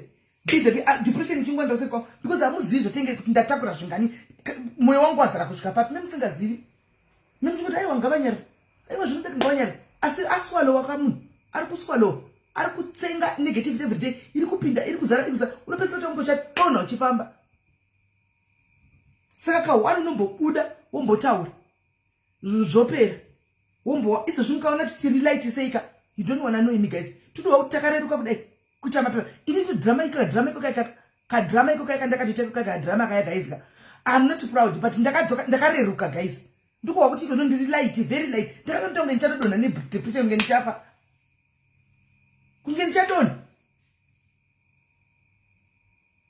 Saka what's in the blue moon vasiye vantu vataura let them talk. Antimon, member Zoe must do right. Ngavaite amend kuvana vesa. Ngavaite amend because chokwadi is not right. Ashisi right. Shukuru sei pakachibata nuya. Apana umira mushe mwana yari tochema mfunge. Gomori yari kwade kubindura riya. Ratagwa apa. Anono kuchema and thank you zvako Davis. Ed tinechikuinda tena yasi tichiswaliwa zvakaoma mfunge unobva kuti stress wamunongoni yako iri personal kubva kuti yosangana neimwe yemstreet yausingazivi unodona kufa kuti pi chaiko kudona chaiko. Antimaona mai mazoe kana makanditarisa please tsvagaiko kupotera kana kwandiri zvenyu uyai muronge paitike nemwana uyu zvakanaka mubhadhare mwana uyu kana muchibhadhara muchidi mari munayo hamungaborwadziwi mutozati life yemwana uyu yakamira hamungaborwadziwi kuti mumusekle zvipere whatever zvamuchataurana kuseni moyo wirirana zvakanaka muziva mubatsira kuti muchato uyu udambugwe then you go separate ways because makosa enyu haasi mahara imi munozvisiva makosa enyu munozviziva makangwara mai mazo muri ghetto wise nemuchazati uyu ndichati mahara asi ukukunda bhadhakwa memuchitoketa game racho hazvina hazvo kuipa ihustling kuhustla nditi hazvina mboipa hazvina kuipa izasi nto hasila nenzira dzakasiyana siyana handiti maona asi kana zvakubvorongo kudai mwana akuchema paita mwana ari kuchema kudai nema message anawo nema audio nechi chiitai kuti muigadzirise zvinhu zvacho zvifambe negwara zvave zvakanaka gadzirisai papo ndo pandongochema napo chete dzimwe nyaya dzakanonda tinei nadzo deta tine shungu yekuzitaura inini ndinoziva zvakawanda endakazvitaura nokuti vamwe vana vacho madiaries epano vana vangu vepano vakambodligwa mari nemime masowe handisi kuita makuwaka handi munoona ndikutotaura rangu pajekereni asi handina mbovhera ndakazviti pufu kuti pufu chaka zvinhu zvine ma 4-5 months uku zvaitika nekuda kwerespect I never said anything because idzodzo nyaya dzevanhu futi dzinonetsa handizidi nokuti mangwana awo ndikata dzangu nesingade kuti dzizotaurwa nemi asi ndobva ndamanya yangu yazozvitaurira ndoga haina ndimbojaitsika izi zvokublackmailiwa kana guys zvokuinde nyaya dzako ndipe mari aiwa zvanditi kwangoburika latest ndotomanya kuya kuzokudzai kuti uyai ndine nyaya yavasikana kutoti vanenge achitikwa ndakavada juice unowana yato expire kudhara ndatobudisa because ukasada kubudisa nyaya dzako wega unopinda pataiti vanhu vari kublackmailiwa guys. Trust me on this one. Vanhu vari kublackmailiwa mumainbox umu. Kungoti imi vanhu vanoblackmailiwa kamusati mablackmailiwa zhigwa imari stereki kana makona kuti mari yapera hamuchadi muchazodzoka makuti tahwa nekubhadhira vanhu. Tinokuudzai kuti musavhundusigwe. Hakuna secret yauchafawo kablackmail chero yakaita sei isina mbovhera yakaburitsigwa mumwe munhu pano pasi pezuva. Hapana. Chero kanza kune sex step tipe tione zvediso. Andiwani mangwana zvinenge zvatopera. No ucharamba uchingonzi riripo winza mari uchingoburitsa. Tine mapictures ako wakamira nemurume womunhu kuti tine buritsigwa uchingoburitsa chibva watongoburitsa ndidhireni yachoka wani zvitongopera. Nokuti ucharamba uchingoningirira uchingo blackmail vanhu vanzwa nekublackmail kuseruko. Ina ndiri kutaura ndika vachataura zvavo. Vachazvitaurira vega. Hanzi zvimwe zvoda chero fight chaiyo. Vanhu vachazvitaurira vega kana vazoneta nekubhisigwa nekublackmailiwa vachauya kusocial media votsvaka nasimeli kuti taneta iko ino mari muchinazana ndimbobhadharai. Tikuziziva imi indasingazvizikai kuti unotoendera munhu kuseri kunoudza munhu kuti ndenyaya yako winza cash. Vanhu vari kudla guys. Masocialite ari kudla blackmail. Avari kudla chini? Vari kudla masocialite vari kudla ende haikona man. Kungotsatishaiwa kudla isu vasingaiti zvamakuwa. Tisi tiri vamwe vari kungodla shiwa isi takangoti miro vava tigere pano kuda mwachingondinya kuseruko. Vari kundinya vanhu. Nokuti ndanenge achiti kuburitsigwa nyaya dzangu kusocial media. Social media inotyisa mewikani. Animona tisi tichitoprotecta vanhu. Tisi tongoyode izvozvi Christmas ya guys muzati ndoda kumuturukisa musoro. Christmas yasvika. Mondurukisa zvenyu musoro vangu ndakaruka mabhanzi. Enda ndidi zvongobatwa watu musoro wangu. Ndine natural hair. Musoro dzaraidzi. Because ndandidlika kuse. Wasi ndenyadza nyadza ndiku. Asa ndikusa ichi ku blackmail.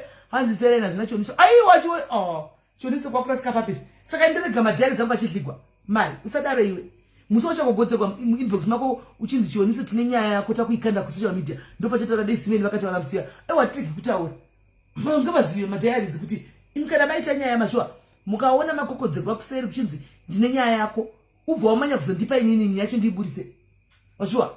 Ukangoona chitiko cha munhu auya kuseri uko neghost kana kuti nechechiti ndine nyaya dzako kuti ndisakuvharire one kutamba umanye kwandiri wewe simeni imi muri munhu wangu andichika chindiburitsira muri imovha wandipa indodziburitsa zvatopera totangira pauri iwewe ipapo tototaura tichitoseka senyaya yobva yashiya value reason why pamunogara pepa muchingoti kune vamwe vanotopopota mukomu ndikataura nyaya kuti zvakazodai munotaura nyaya dzenyu mastatement akadai mataurira chi statement rekuti fadha zvakazodai mataurira chi. I know what I'm doing. I know what I'll be doing, guys. I know what I'll be doing. Handidi ku blackmail wachinzi indakambokudzai guys. Ndine murume anongofamba achinda kwanenge achinda ndizivi. Obviously varumeka. Anoonekwa akagara kana navakadzi. Be it kubasa kwavo, be it my girlfriends ake mai mwana. Wewe uchinzi tine nyaya ndotogara ndichitopanika kutosheka kuti nyaya inoburiswa kuti baba vayo vakazodai. Handisi munhu. Handiurigi kuti ndakadini. Saka ndotogara totaura kuti ini vangu ndozviziva kuti ndo zvavo izvo vanoda vakadzi. Kuti zvishayiwe power kana ukanda kuva kuti mobva mataura kuti simela ngorotora wani kuti wanda wakatsaka zvinyuwani nokuti unodligwa mari uchi blackmail mari yausina unodligwa mari uchi blackmail seni ndo vanoto blackmail gwa ipapo ini nyanka ndotoziva kuti ma blackmailers anotonibatira ipapo pakuti nokuti tamuona tazomuona mota yake pakati tazoona imwe mota pakati tazomuona pakati hani munoona saka handina mari kubhadhara nimwe ntaure ndoga ndichitaura hangu ndikati zvimwe zvakazoitika vediweri kaindikuudzei ndoyandozvitaura ndoga handasendera ndodisa musara muchinituka kuti makandizvitaura hatizvidi hatina fadha vedu but ini ndakati ivo vanozviziva ndakavaudza ndikati ukandiona nchitaura nechita kana chitaura pamusoro don't get angry you exposed yourself ku social media handisiri ndakakubudisa kusocial media. Ini ndakaita makore ndichimanija kukuviga kusocial media ndosakuziva noti ndozati social media inopisa. Iwe nemusikawa ukaona munhu akakupostako. Saka ini ndakutodhila nezvipo ndakutofollowa the flow. Because kuti chakuprotecta zvichaiti mapicha yako ndori mumafoni yavamwe vanhu. And chiri chokwadi. Ndikatoni vakamira the slightest of ningikiri mistake kuti vabudise. Saka the best way ka ini ukaona neichitotaura kuti iwewe usarapo chitokonyiwa. Nditotaura kuti iwewe unotoda vakadzi ndotori kure. Sekerera, I'm protecting you. Sekerera. Kuti kuti zvisakuvadze iwe, zvisakuvadze ini. Vangoziva kuti ndo game racho. Chero kwawanchiti ini nditototi kumba kwedu ngaahura akadai indohura ndakadai usatombozvitore nemoyo. Igame anotozvinzwisisa. Ndakamuudza. Ndikati usatombo siya zvakadaro. Ini ndoshaya kubasa kwandoshandeko ndozvisa zvinenge zvichiitikako because ndicha blackmailwa every day. Saka the best way ngavagara vatongoziva kuti kwakaiku kune mutombo wekuti mwana hura akadai mohura akadai. Ndozvavakati kumba kwavo vakawirirana. Zvapera. Handiti iwe titisoziva chokwadi. Vanofamba chitaridzana kotilda kuti famba chitsvaga kutoita dzekutsvaga kuti zvino but guwa richaurayisa munhu guys. Ndokuudzai kudai munoda guwa pachaita guva reguwa. Ndoda kukuudzai pachaita guva reguwa. Vanhu siyanai nenyaya dzavanhu, siyanai nenyaya dzevanhu. Hakuna munhu asina secret yakava. Nevari kuda kudzitaura nemi munadzo secret dzenyu. Nyaya dzemakuwa idzi dzinourayisa idzi. Ndapedza guys, ndakunda unovata. Members, so please do right by mwana. Do right by this child. Ndapedza. Nasina mbodla kana sendere nyangu handidi mari yenyu. Asina kuda tumite zvinhu zvakanaka kuti chete zvidini zvingopera. Because chokwadi hazvizonyanyi kuita mushi. Sometimes tinotsiurwa nekombe section yacho iyoyi inotitsiura. Ngatitsiurikei tichiteerera. Ngatitsiurikei tinokanganisa sitereke tiwa nenyama. But patinotsiurwa tifunga kuteerera. Handitika mukombe isusu semadiaries takazvimira tiri pano. We don't have any problem with you. Tangoita problem ipa papa mwana ushu. Ndipo tangoti kupa how far. But mpano gadzirisika kamukoma chikadzirisai. Isu hatina idi mapersonal. Handika sekugadzirisa kwamakaita kumudhayari wangu Cape Town yamakaodzosera mari yake. Mambo asimba mazowe so. Msadaro mukoma. Mambo buchukusiya basa kumanya kuZimbabwe. Kumanya chimandara chisiya basa kumanya kuZimbabwe kuti zvangu zvaita kana zvakanobondera zvekuZimbabwe. Mukoma wofuti. Hamdaro. Alright guys, again tinti totaura edu mangwana ntika tichiona kuti aufa pamwe vachauya havo vozotaura kana vasina kuya tichingozona edu kuti game racho richaperera kupi nokuti zvinhu zvacho hazvina kumira zvakadi zvakanaka. Saka muve nousiku hwakanaka vedu we. Handitika morera zvakanaka. Morera zvakanaka. Hanzi hamuna kwe. Tanya ndingotaura chokwadi handisi kutaura zvinhu zvemani zvokunyepa ini. I'm just saying the truth as it is. Nimadiaries ndinotongovaudza pano nyaya dzemakosi ndinovaudza daily avawi. Izvozvi ndichida kuti wandeka ndichikuvhurira message inozi WhatsApp iyi. Muone mari dzikurwa dzemakosi ndakavati imbomira imi vemakosi. Imbo nhasi makuya mchituka isimeni ndine munhu akatira mari. Ndawana kutaura kusocial media ko hamuteereri. Imbomira ini nyaya dzidhigwai vakazara muWhatsApp izvi ndikati imbomira kana ndazofunga kuti ndakuuya totaura ndodai nokuti madiaries haakupika na thank you chai. Vamwe vanhu muri kumuona murume mutematema uyu ndakaposta zusura zuyu ukutora mari yemunhu wekuAmerica wamaituka muchiti sympathy maipa munhu akadai mari kudikudi. Makamona mutema uya takamuwana murume uya takamuwana anga asina kubira vaya vega akakabira vamwe futi same story kuti kuAmerica ndikuisa vanhu. Ndibva baba vanga vakangabira mukadzi wababa vavo vakamutsvaga vakamuwana vakawana kunoshanda mukadzi wake vakaenda pabasa ipapo akanobata mukadzi ye akanovalidha kumba vakapiwa mari yavo. Ndobva ndawana information ndobva ndanopaochi munhu akanga anyora haidi uya kuti ndavawana pakati ndaimobata mukadzi anchenda pakati utsvakinda nemi kumba hamuona. Saka ndinokollectira chikoreti zvenyu every time. Hamutengi kana drink chaiyo. Just a cold drink. Kutenga cold drink kuti tatumirawo 10 rand tengai 20 rand drink mari 30 rand mazana 27 rand 2 liter. Chitenga 2 liter mchimwa muri pa level kutonga ndiko zvokuchipisa. Havaiti havabati guys. But unenge watukana nevanhu pano unenge wapinda busy uchifona utsvaga chikoreti chipa munhu mari yake. Saka iko zvino muchiona ndakukulezalesa nyaya dzenyu kuseriko. Pamunhu yasimini ndakabigwa nemunhu malaicha ndokuti oraiti hatozodzifambira time nokuti munoshandisa mahara. Mapedza munondituka nemagosi enyu futi mustisi. Anoona mapedza munopfeka magosi enyu mondituka. Mapedza kutuka modzi magosi enyu moya real account pano moti SIS MELLY we love you. Ndakukusiva ichikemu chenyu. kwete mesazi. So guys, yeah, tokubatana mangwana tika take care, bye bye.